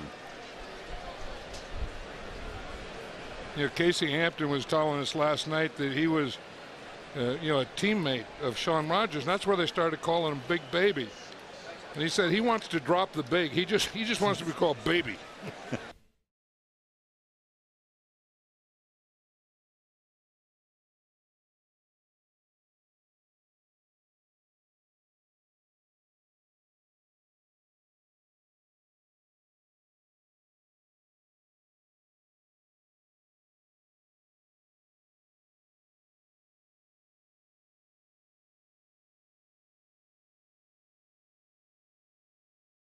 Kitchen at Sokolski's University Inn, where they make pierogies, all Polish cuisine. Their slogan, like Grandma used to make. I asked someone what I had to have when I came to Cleveland. They said pierogies. I missed them. From Grandma on 3rd and 21 after the injury timeout, and Smith needed help getting to the sideline. They hit Miller, who's tackled by Poole, but still about 6 yards shy of the first down, and in comes. You know, we talked about the Brown pass rush and where are they going to get it, and Cameron Wimbley, we talked about, has to be one of the guys, and he has to learn how, you know, get an inside move, get a bull rush, and he doesn't look like to me like he has enough moves. Good deep kick by Berger, taken by Cribbs, and they're able to bottle him up as he brings it back to the 17-yard line. A 55-yard boot and an 8-yard return. In the first half, the Browns until the end had nothing going. Take a look at that. 3 and out, 3 and out, 3 and out. 5 plays for 7 yards, an interception on the 5th drive, and then finally 14 plays, 71 yards. Horrible clock management, and as Romeo Crennel told Andrew Kramer, we just screwed it up at the end. Well, and their big play guy, you know, Braylon Edwards, he's caught 1 pass. I mean, so he has to get involved. Kellen Winslow has only caught 3 passes. And this is Lewis and Jamal Lewis tonight. A very pedestrian night. 10 carries, 20 yards. You know, and in today's football, when you salary cap and everything, and you have to pay, you know, so much money for some players, then those guys have to win the game for you. I mean, Winslow gets some money, Braylon Edwards gets some money, Derek Anderson gets some money, Joe Thomas gets some money. Those guys have to come up with big plays. And there was Robert Smith taking the cart back to the locker room. 2nd down and 5. Anderson throws, and that goes through the fingers of Winslow. So it'll be 3rd and 5. Ryan Clark got there just at the moment the ball arrived. Isn't that Troy Polamalu something? I mean, amazing. you know, they run and there's Troy Polamalu right up there. You know, they pass and he's right there on every play. Here he is, you know, in the first half, good pass coverage here. Here you see him play the run, come up there. He plays it just like a linebacker. Here it was 1st down, a lot of blitz on 1st down, but you talk about a guy that doesn't care about his body, he'll just throw it anywhere. And then, of course, the big play just before the half. Talk about time management, but Troy Polamalu still makes big plays. Interception on the very last play of the half, and in 3rd and 5, that catch is made by Winslow, who was just about on the 1st down line as he made the catch, but they're going to spot it behind what would be the 1st down. Pushing and shoving going on right now, and they're going to spot the ball just short of the 26-yard line, which will make it a 4th down and inches. Right, on this one here, do you want to bet on Troy Polamalu or Kellen Winslow? I mean, this is when Polamalu is covering Winslow. You have him right there. The ball is caught over the 1st down marker. Now, who's going to win that battle? Troy Polamalu wins the battle. Winslow has to get turned, get his shoulder dip, get the 1st down. Polamalu makes a great tackle. Again, Zastudil to punt. Into the prevailing breeze, but riding the jet stream here. Bouncing at the 16-yard line. Was the ball touched is the question by Mewelde Moore. Did he touch the ball is the question. Cleveland, of course, says yes. The officials say no. This would be reviewable if he did indeed touch it. But the call on the field right now is that he didn't touch it. We're going to look at the replay, obviously, and then we're going to take a look at it. By a receiver. It was then illegally touched by the kicking team. Pittsburgh 1st down. That's the call on the field. They can take a peek at the replay as well. Did he touch it? He appeared to miss it. Fortunately for during the commercial, they're playing the replays up on the board here, and the crowd at one point wanted a challenge from Cleveland, thinking that Moore had touched it. But we have, this is the definitive angle. Here comes the ball. Of course, it's being buffeted by the wind. He reaches out, but fortunately for Pittsburgh, he misses it. There were a couple of angles from behind where it looked like he might have grazed it.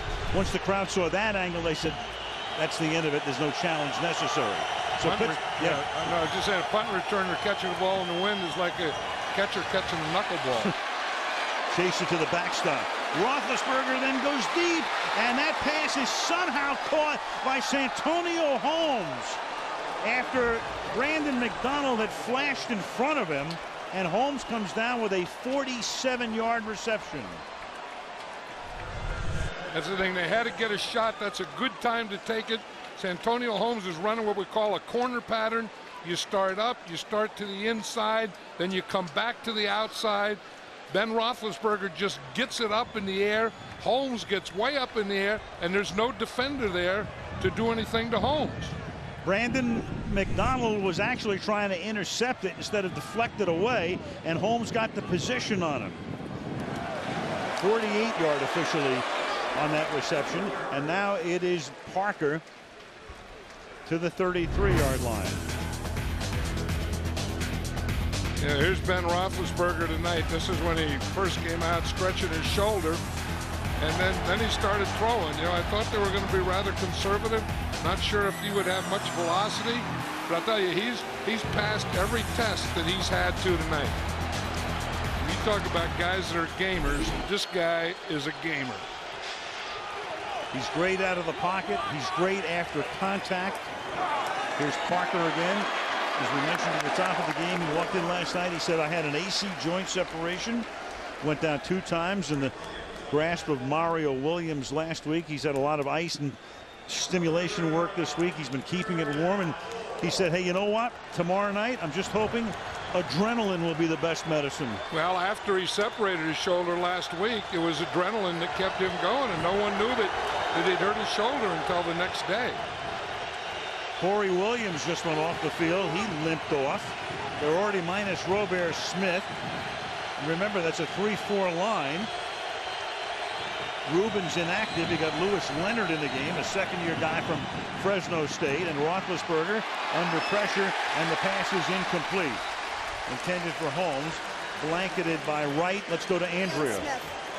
Yes, Robert Smith was taken off the field with a right ankle injury. They're calling his return very questionable. He's in the locker room for further evaluation. Now, Sean Smith, who rotates in at all 3 defensive line positions, will take over primarily for Robert Smith.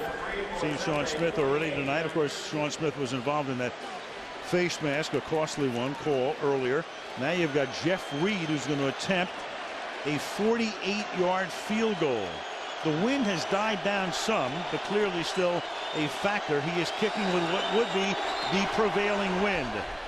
And that kick is right down Broadway and good.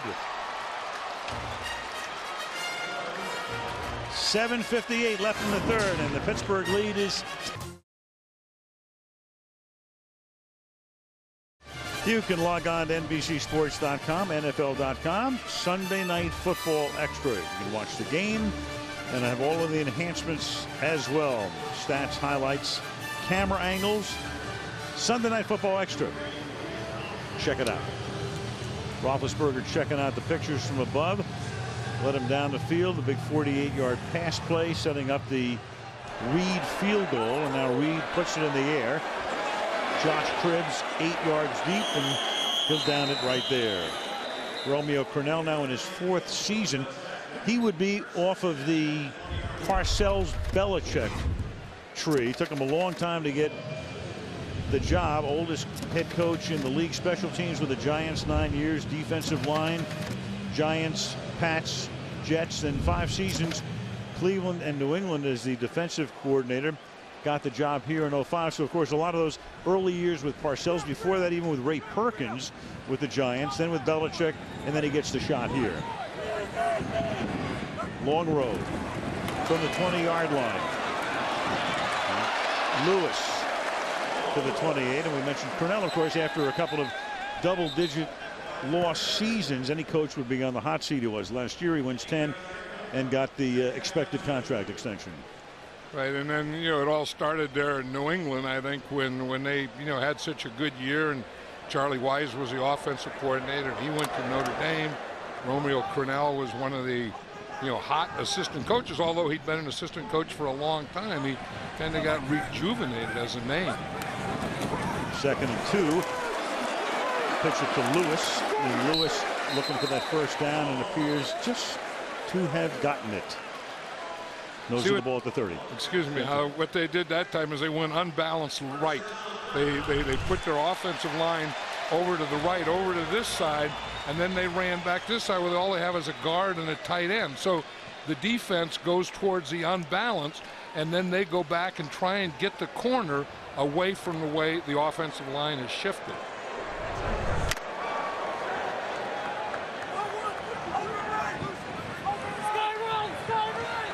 First down at the 30.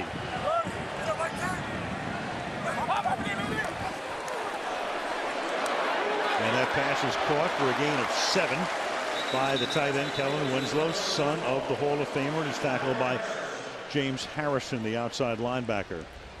And they did a good job of picking up that blitz. See, the Steelers on first and second down or rundowns like to blitz their 2 inside linebackers, and they cross them, and they picked it up nicely, and and got that completion. I think Cleveland has to have a better mixture now of run and pass, and maybe do like that, throw a little more on first down. 2nd and 3 to the outside now. They hand the ball off to the backup back, Jerome Harrison, coming in for Lewis, 3rd-year back, 5th-round pick out of Washington State in 06. Yeah, that's not a bad idea there. Throw on first down and then come back and run on second down, and then you get into 3rd and manageable. I mean, now they can run or pass. They can run the ball because they have 3rd and short. They could go play action pass. They just have to stay out of those 3rd and real long situations against Pittsburgh. Here's the unbalanced here. They're unbalanced over to this side. Lewis struggling, but he turns his shoulder into the awaiting Nick Eason and picks up, and Persky as well, and is able to pick up the first down. See, they found something that they liked here is earlier they went unbalanced line and then they ran towards the unbalanced line. Now they're starting to run away from the unbalanced line. Good lead block on Troy Polamalu. I mean, that's a guy that's like Bob Sanders for Indy, Troy Polamalu for Pittsburgh. You have to get a blocker on him. You can't let him run free. Fake draw.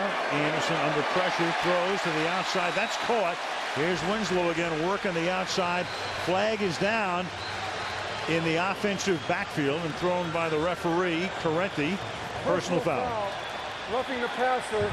Defense number 56. Took the quarterback, wrapped him up, and drove him into the ground. This 15-yard penalty will be added to the end of the play. Automatic first down. That's Lamar Woodley, so it's a 9-yard gain and 15 more. There's a good throw by Derek Anderson. We're going to see here Kellen Winslow on Troy Polamalu, who's playing a zone, and Troy Polamalu has that outside zone, and Kellen Winslow was running right into it. Kellen Winslow just makes like a basketball player and body positions him, and you see what Lamar Woodley did on the other end. But having seen what Woodley did to Derek Anderson, that was a heck of a throw by Derek Anderson to get that ball out there to Kellen Winslow. Harrison's back in the backfield. Ball at the 34-yard line. Anderson throws, caught. That'll be a first down. Starting to slip, but holding on is Braylon Edwards before Mike Taylor takes him down.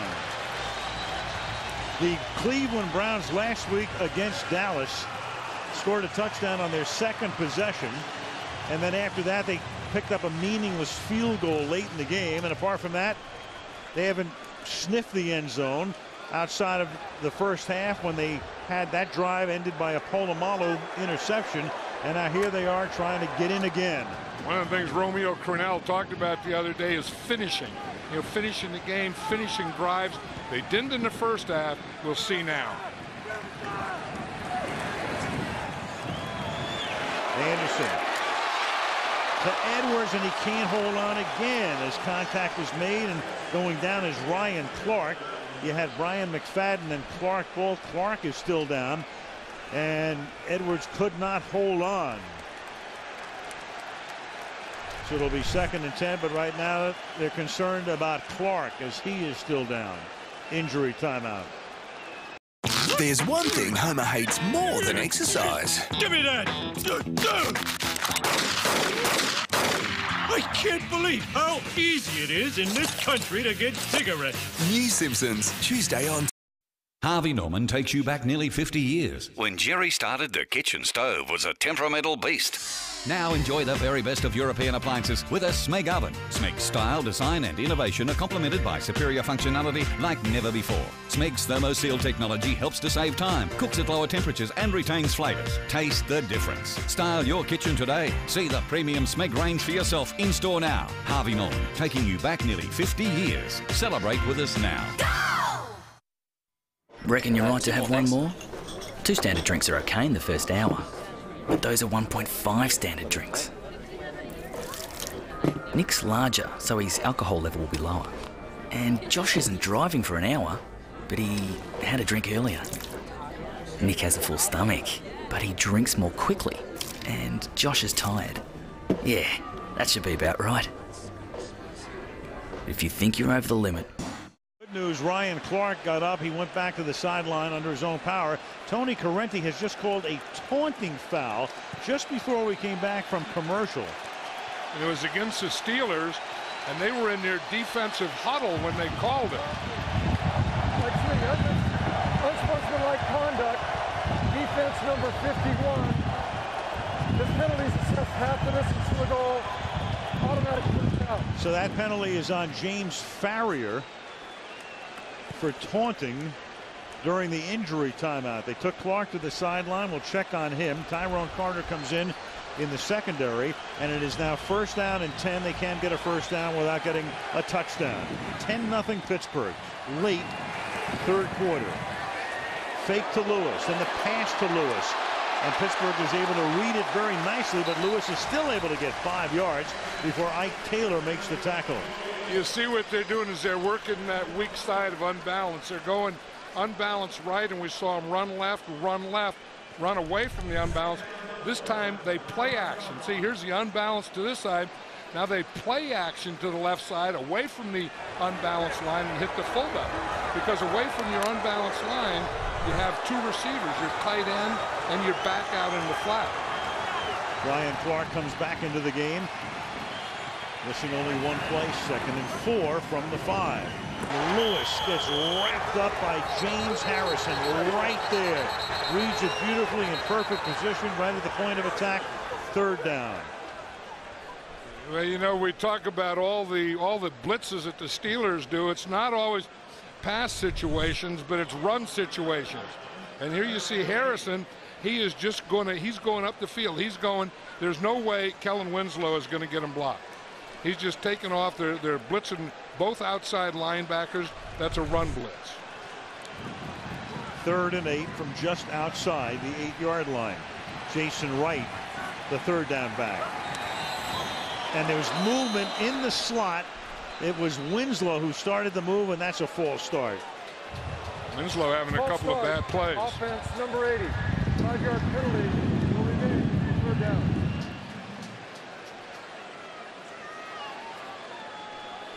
You know, they tried Braylon Edwards on that post when he had the collision with Ryan Clark.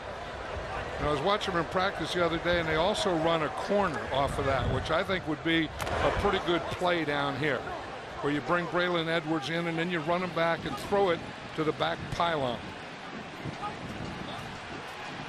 Edwards is in the slot to the left. On 3rd and 13. He goes the other way, does Anderson, intended for Wright. That would have been a pass that would have been caught at about the 10-yard line. Crowd hates the call. 4th and 13, and he'll have to settle for a Phil Dawson field goal attempt. I think right now, I think the Browns can feel pretty good about this. I mean, get a field goal. The toughest points in football are always the first ones. Very breezy night.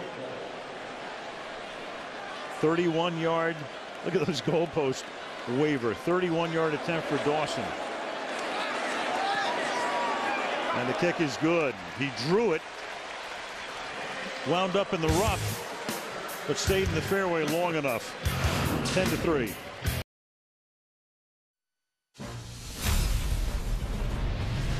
The thing I like most about our team is the togetherness. We're not an offense and a defense and special teams. We are the Pittsburgh Steelers. I know we've only played 1 game, but I definitely feel like we had a sense of confidence out there. It just seems like we're one big team and we pull for each other, and we pick each other up when we're down. Pittsburgh Steelers, champions of the AFC North last year, winners of 9 straight over the Cleveland Browns, and leading tonight 10-3. The only touchdown in the game, the man you just saw, Hines Ward, from Roethlisberger. And that's a short kick, bouncing around, loose ball. It's a live ball, and it goes out of bounds, and that's another gigantic break for Pittsburgh, because nobody had possession of it as it goes out of bounds at the 2-yard line. The kick was last touched by a Pittsburgh player out of bounds. It is their ball at that spot. First down. You know, we always talk about wind and the quarterback and the pass receivers, but it could be tougher on the kick returners than anyone. And that ball was doing some strange things, Al. And it's Lamar Woodley who's the last guy to touch it. So the Pittsburgh Steelers got a huge break before, when it looked as if Noeldi Moore might have grazed with his finger a punt. Turned out not to be the case, and they dodge another bullet here, but they are backed up at the 2-yard line. Backed up by the dog pound. Yeah. That's a tough place to get out of. And they know it. I mean, they have you backed up there, and this was when the crowd comes into it. You know, they make it tough, make it tough to hear in the huddle, make it tough to hear at the line of scrimmage. That dog pound right behind the goalpost there. Yeah, they used to know how to do that great. Yeah, I always said they should rename that section K9. Yeah. From the 2, 2nd and 10. Yeah, they're into it. They can stop them here. They'll really be into it on 3rd down. Roethlisberger. Deep downfield, right on the mark. Hines Ward out of a big hole in one fell swoop. Now, that didn't bother the Steelers, and I'll tell you, to me, and we've talked about this at the beginning of the game, it's all about protection. I mean, Ben Roethlisberger will do what he'll do. Hines Ward will do what he'll do. But this offensive line, everyone worried about it this year. You know, they're not going to be as good. They were perfect on that play when they had to be. That's a big play. On a 2nd and 10, a 31-yard pickup. It begins to rain again. And a timeout is taken here. Pittsburgh 10, Cleveland 3.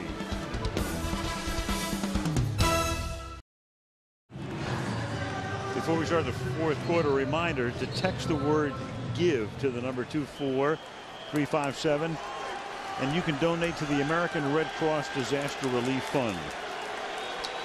The hurricane season obviously has been a bad one. Matt Lauer tomorrow will be reporting on the Today Show from the scene of so much destruction in Galveston, Texas, as we start the 4th quarter.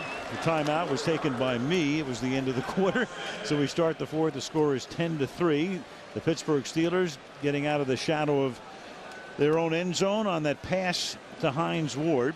And as you can see, they've won their last 15 regular season games when they're in this position, leading at the end of 3. Yeah, that was a great call by the offensive coordinator, Bruce Arians, because knowing that that was the last play they were going to have in this game with the win, so you might as well take a shot.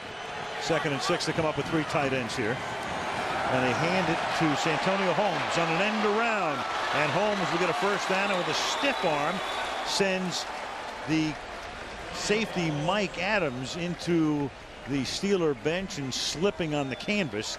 1st down. And you've seen the big guard Kendall Simmons coming out there, pulling out there, and, you know, leading that like a sweep. And then Holmes is just right in behind it. Watch Kendall Simmons. He's going to start. That's a linemen love this type of thing. Kendall Simmons starts like he's going to pull to the left. He does a turn, pulls out to the right. The corner sees him coming, says, I'm not going to take on this guy. I'm going down. Nope. Blitz coming. Parker threading right to midfield, flag down. Offside against Cleveland. When you're a guard and they let you do that, you know, okay, now this one, you fake like you're going to the left and go right. 91 lined up in the neutral zone. 5-yard penalty. Repeat first down. Sean Smith. The guards love that. I mean, Kendall Simmons, where you're going to pull right, but before you do that, you start to the left and you fake them like you're going this way, and then you turn and you come back and you lead and you get that corner. They love that kind of stuff. Well, you were a guard, right? Nobody would know better than you, I was right? a tackle, yeah. Anytime you can do something that's different, because everything is, you know, get up to the line of scrimmage, block your guy, do this, do that. But when you can do like a trick, you know, it's quarterbacks get to do tricks, running backs get to do tricks, tight ends, wide receivers. Offensive linemen don't get to do tricks. 1st and 5. Back up a second. You said you were a tackle, but you told me you played guard at certain points. I played center, guard, and tackle. Lineman, it doesn't make any difference. All over the line. But watch the tricks. See Kendall Simmons, you see you start left like you're going that, you trick them. They think you're going that way, and then you pull out right. The corner sees you coming. He says, I don't want any part of this. Good trick by Kendall Simmons. Pretty good run by Santonio Holmes, getting in behind him, too. That was Eric Wright. And they might have a little fun when they look at that film during the week. 2nd down and 4 at the 46-yard line. Parker, flag is thrown, and when the umpire throws a flag in that scenario, you can almost bank on it coming back for holding. In fact, it's better than an auction rate security. Offense number 62. 10-yard penalty. Repeat 2nd down. It's like a treasury bill. When the umpire throws it, you can go to the bank with it. Yeah, it's a lot more sure thing than an auction rate security. It is. But when he throws it, it's going to be holding on the offensive line. Yep. And this offensive line of the Steelers have done a great job. I mean, they are, and I think that this is an underrated group. You know, they lost Alan Faneca, and they thought, well, they're not going to be the same. They're not very good. That's a weakness of the Steeler offense. Believe me, I've watched them on film. I've seen them in preseason. The offensive line is not a weakness of the Steelers. Bunch to the left and action on the right. Prior to a 2nd and 14. A lot of penalties in this game, accepted so far. Neutral zone infraction. Defense number 96 made a move that caused an offensive player to false start. 5-yard penalty will remain. 2nd down. Rookie from St. Augustine, that's Alex Hall. Remember, they used to always call that on the offensive guy. When the defensive guy would move and make the offensive guy move, they would always call it on the offensive guy. And then they said, okay, if the defensive guy makes you do it, then we're going to call it on you. Only fair. 2nd and 9. Early 4th quarter. Steelers up by a touchdown, trying to make it 10 straight wins. They set up a screen to the left side, but that's a slow developing screen, and the blocking never really got going, and it's Hines Ward who gets taken down. Sean Rogers and Nick Sorensen are there. Right, it was a blitz and a big baby coming right down the line. I mean, that's what these guys are doing a lot better job of now. You know, it used to be that you'd rush the passer and you just keep going towards the quarterback. Now when they see screen, they see draw, they see those types of things, they just go right down the line and go right to the point where the guy's going to be. 3rd and 11. They have to pressure here, the Browns do, and they are. Here they come. Roethlisberger has time to pump fake and then sling one deep downfield to Hines Ward. Terry Cousin back on the coverage, and it's 4th down for Pittsburgh. And Roethlisberger, who went down, gets up and is favoring that right shoulder. Yeah, and that's the thing with playing with that shoulder with a separation. He had to get through this game. And again, you know, the Steelers did that. I mean, he took a shot from Sean Rogers and went down right on his right shoulder. Went right into the right shoulder as Berger's kick is fielded at the 13-yard line.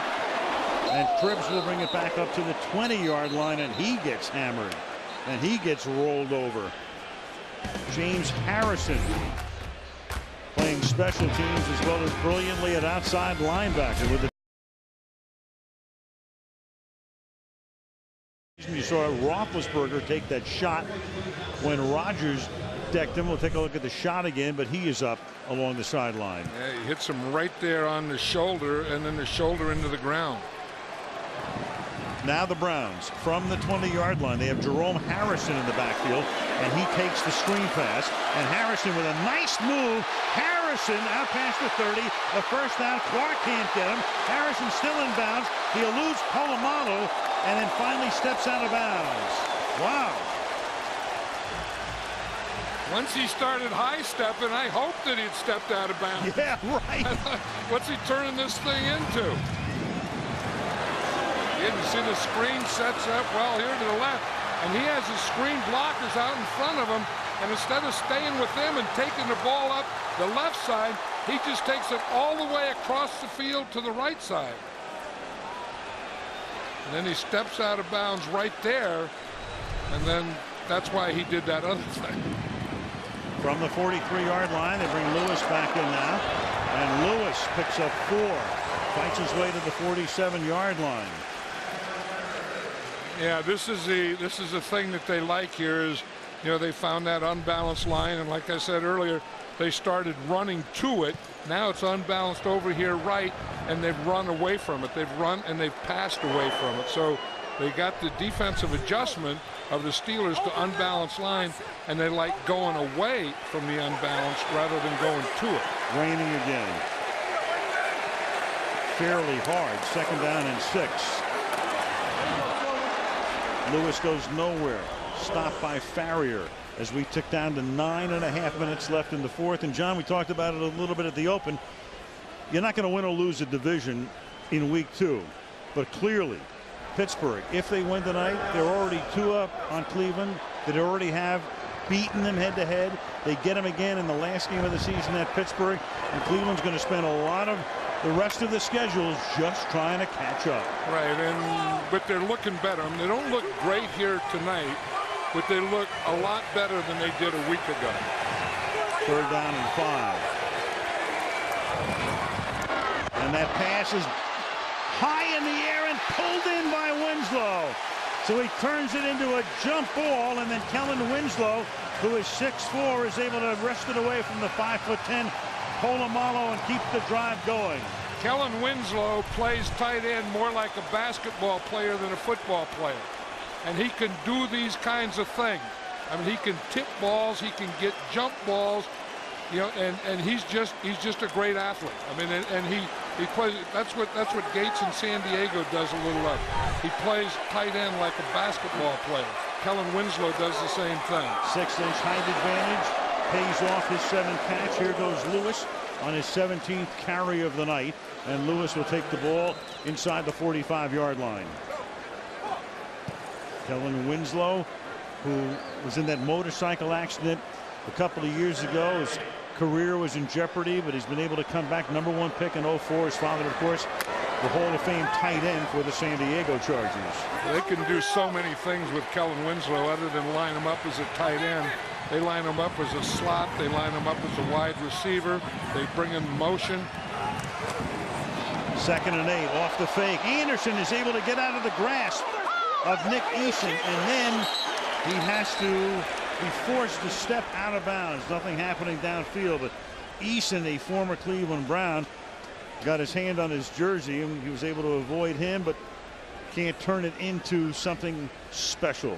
Like I said earlier, 6'6" quarterbacks with size 15 shoe usually don't evade more than one guy. When he got by that one, that was all he was going to get by.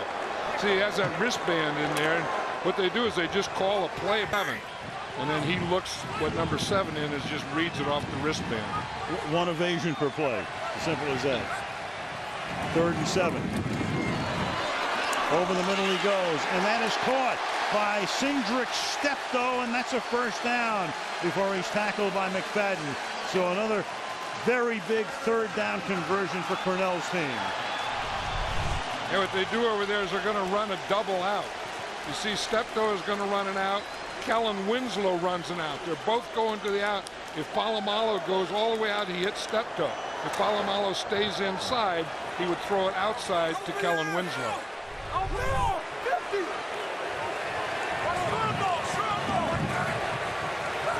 6.5 minutes to go.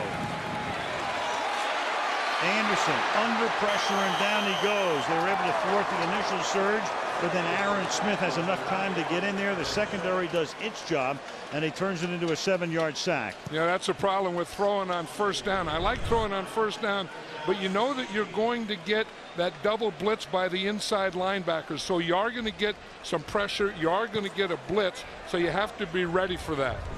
He was trying to go out here on the right side to Braylon Edwards. And you see, I don't know that he didn't have a step yet. I don't know that he was going to get a step.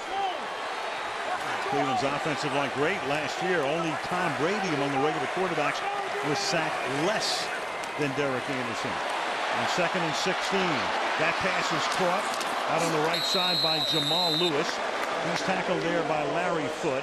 And with under 6 minutes right now, a very important 3rd down play coming up. And we talked to Mike Tomlin last night. He was talking about, 4th quarter pass rush. And he was talking specifically about LaMarr Woodley. That you can pass rush in the first half and maybe in the 3rd quarter, but when you really need it is right now. This is where you really need your pass rushers, and obviously on the other side, on the Brown side, this is where you need your pass protectors. Strength against strength. Cleveland's offensive line. Pittsburgh's aggressive blitzing defense. 3rd and 7, and that's caught on the outside for a first down. Braylon Edwards. Great looking drive that began at Cleveland's 20-yard line and has now reached the 26. Look at the 23. Look at the cushion here, Al. I think what they're doing is they're playing Braylon Edwards to go deep. They're playing him for that up or that post or the corner, and they're giving him such a big cushion they can just take that stuff right in front.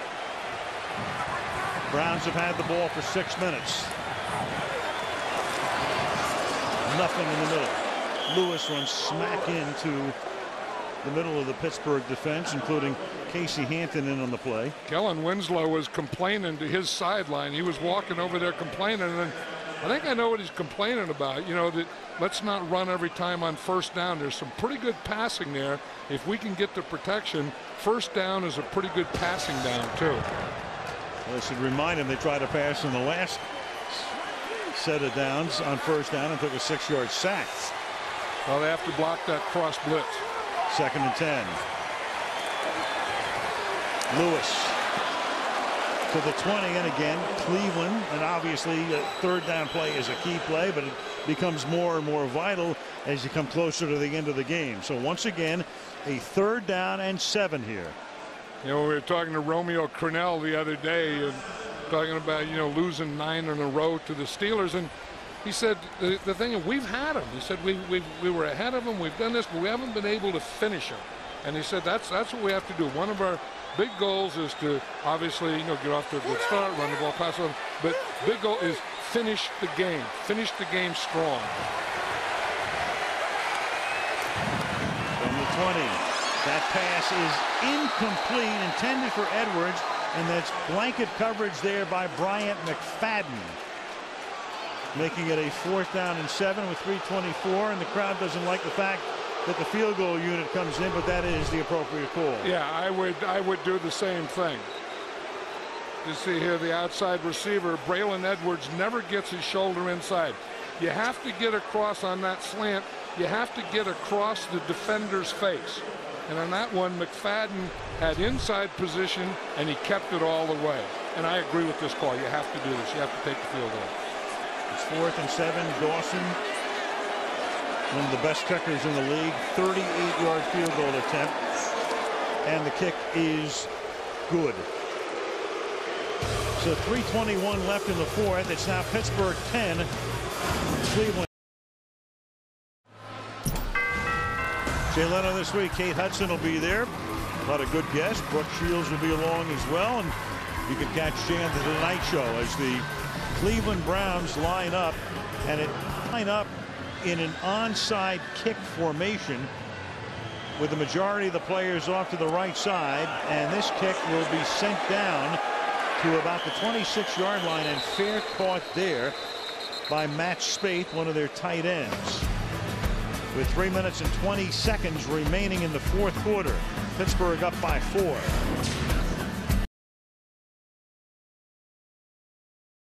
Cornell's decision.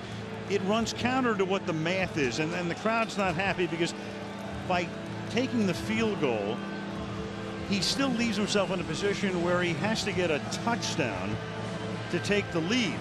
And Correndi going over right now, a flag was just thrown. We'll get to that in a second. But he had a 7-minute and 30-second drive. And if you go for it on 4th and 7 and don't make it, and you're still down by 7 points, I'm inflating on that hand alone, John, that I can understand with a 4th and 7 why he would go for the field goal. I do too, because you're thinking that your defense can hold him, or your defense has to hold him, and then on the kickoff, you can move the ball Cleveland again. only had 3 players to the outside of the kicker. By rule, this is a penalty. The decision was made to tack on the 5 yards to the end of the kick. First down. And that was on the kickoff. You have to have at least 4 guys on one side of the kicker. There it is. They had only 3. They threw the flag very late. There it is. In fact, they really only had 2 guys. They had 1 guy coming down the middle. So that's the call I would dispute, John. Right. Me too. I would have just kicked the ball deep because you're kicking with the wind anyway. Right. And you could back them up. I don't know why they had to have a trick there. But again, by getting that field goal, now they still need a touchdown. But if they get a touchdown, it's a touchdown to win the game. A touchdown to win. And again, if you miss it on 4th and 7 and you give Pittsburgh the ball, you don't score again, there's a deflation factor. They're checking the wristband. Cleveland took a timeout there. It will be 2nd down and 10. Cleveland has 2 timeouts plus the 2-minute warning. 3:16 to go. 4-point game. Fake to Parker. Bootleg rolling right. Stops. Sets. Throws complete. Midfield. Heath Miller, the tight end, to the 49-yard line. Ben Roethlisberger, so effective and so efficient when he's outside the pocket. You know, there's some quarterbacks that go 1, 2, 3, and they're very efficient. 1, 2, 3, 4, 5. Ben Roethlisberger gets better as you go 1, 2, 3, 4, 5, 6, 7. And a timeout taken again by Cleveland. I can see clearly now, the rain is gone. I can see all obstacles in my way. Gone are the dark clouds that had me blind. It's gonna be a bright, bright, sunshiny day. Look all around, it's nothing but blue sky. Look straight ahead, it's nothing but blue.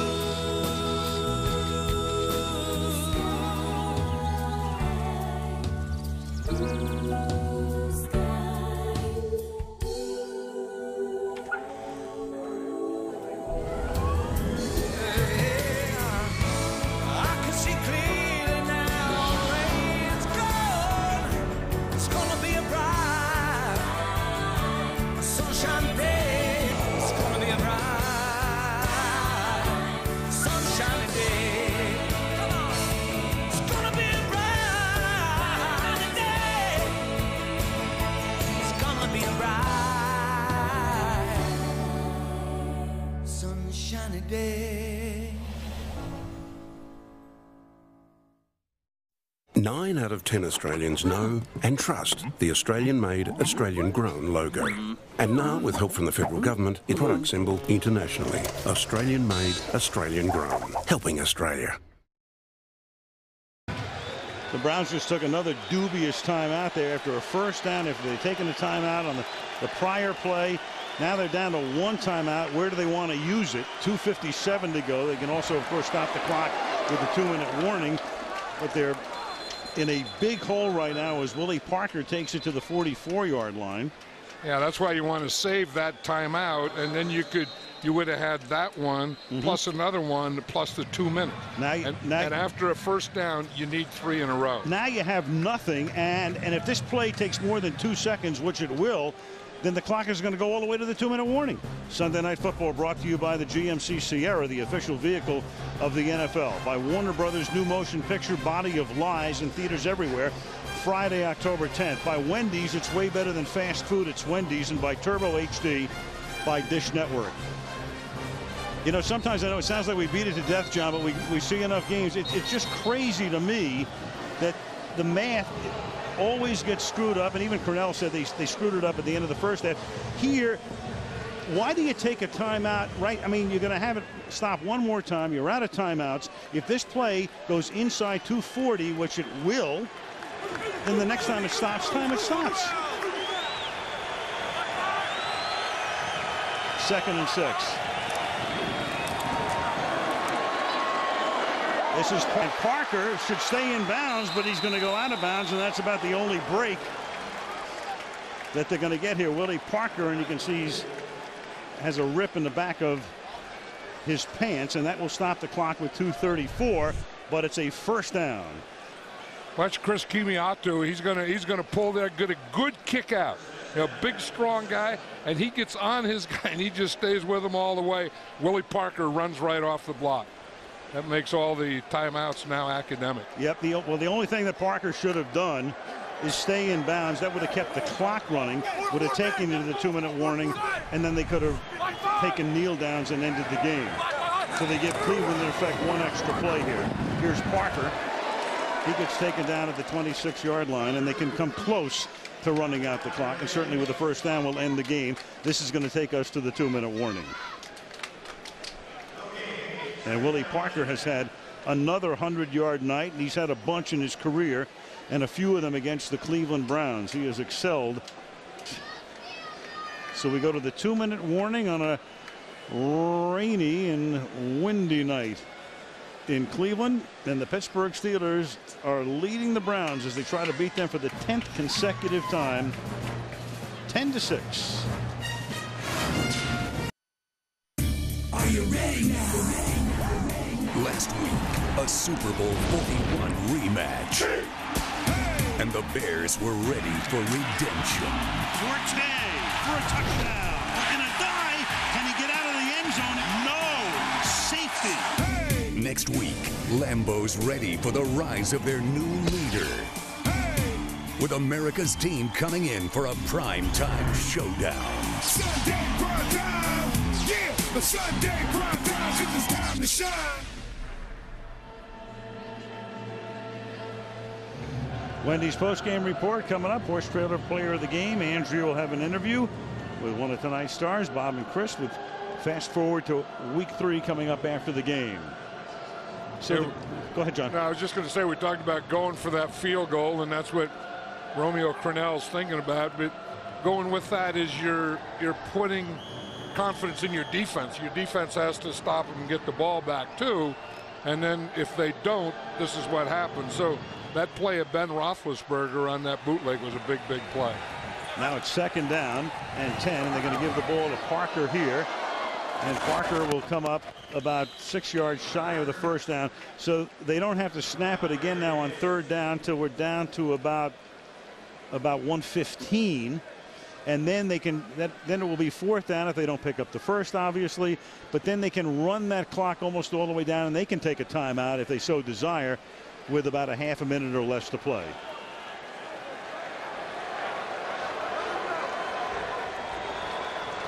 So they'll milk the play clock here. 3rd down and 6 as Roethlisberger leads them up to the line, and the play clock ticking down, and they'll take it as far down before a 3rd and 6. A first down, and that is officially the end of the game.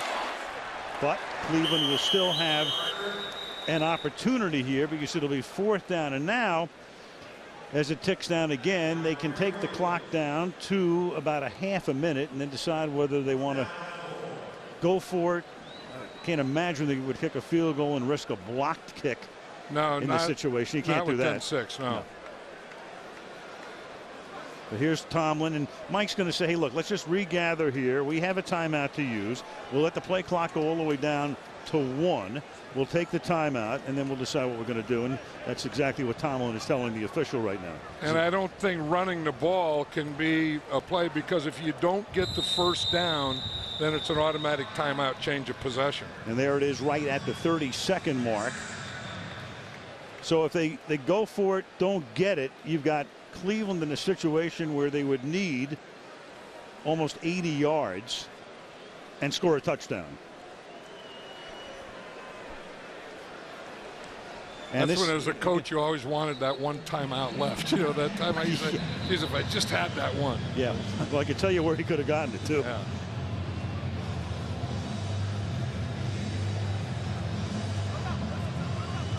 So the Steelers are going to come in here, and if they escape with this victory, it's not the prettiest one, but it will look huge when you look at the standings. They'd be 2-0. The hip and trendy choice around the league, Cleveland, with all of its prime time appearances, would be 0-2 in the AFC North. 4th and 4, and Roethlisberger will give the ball to Parker to the outside, and he's taken down at the 26. Okay, so you've got one last chance. Now you're going to need 74 yards, as it turns out. So they get the stop, but without a timeout.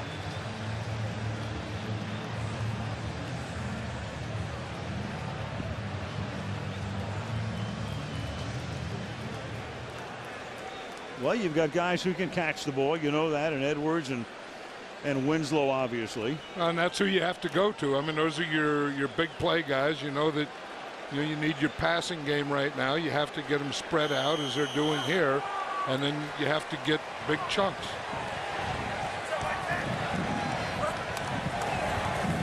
It's a 4-man rush. Anderson buys time. He's going to roll. He's going to launch one into the night, and that's going to be tipped away. And that ball obviously is going to draw a crowd no matter who he throws it to. Troy Polamalu back there on the coverage. That play spent 8 seconds. We're down to 18 ticks. Well, you know, you look right now and you have two guys that you're going to throw it to, and that's going to either be Braylon Edwards or Kellen Winslow, and Winslow's not on the field. He's going off. Nope. There's a fan right in front of us here. He's yelling, "Put Winslow in." Yeah, well, he's got a point. 2nd and 10 from the 26. And there's a sack, and that's James Harrison who got there first, and Aaron Smith who finishes him off. And the clock keeps on rolling. And the ball is at the 21. And can they get a snap away here? And they do. And this will be the final play of the game, barring a defensive foul. And that's the way it ends. And it ends in a very ugly fashion for the Browns fans, who watched their team in 2 games at home this year score 1 touchdown. And the Browns are the only team in the NFL that has started the season with 2 home games. Now they go on the road for 4 of their next 5, and they will have to dig their way out of an early season hole. Right, and we talked about the expectations. Last year they win 10 games, and you know they were the pick this year that they're going to be a playoff team. They're going to be this and that, but they haven't looked like that any time this year. Wendy's post-game show coming up next. Horse Trailer Player of the Game, Andrea with one of the stars, Bob and Chris as well, when we come back to Pittsburgh, to Cleveland.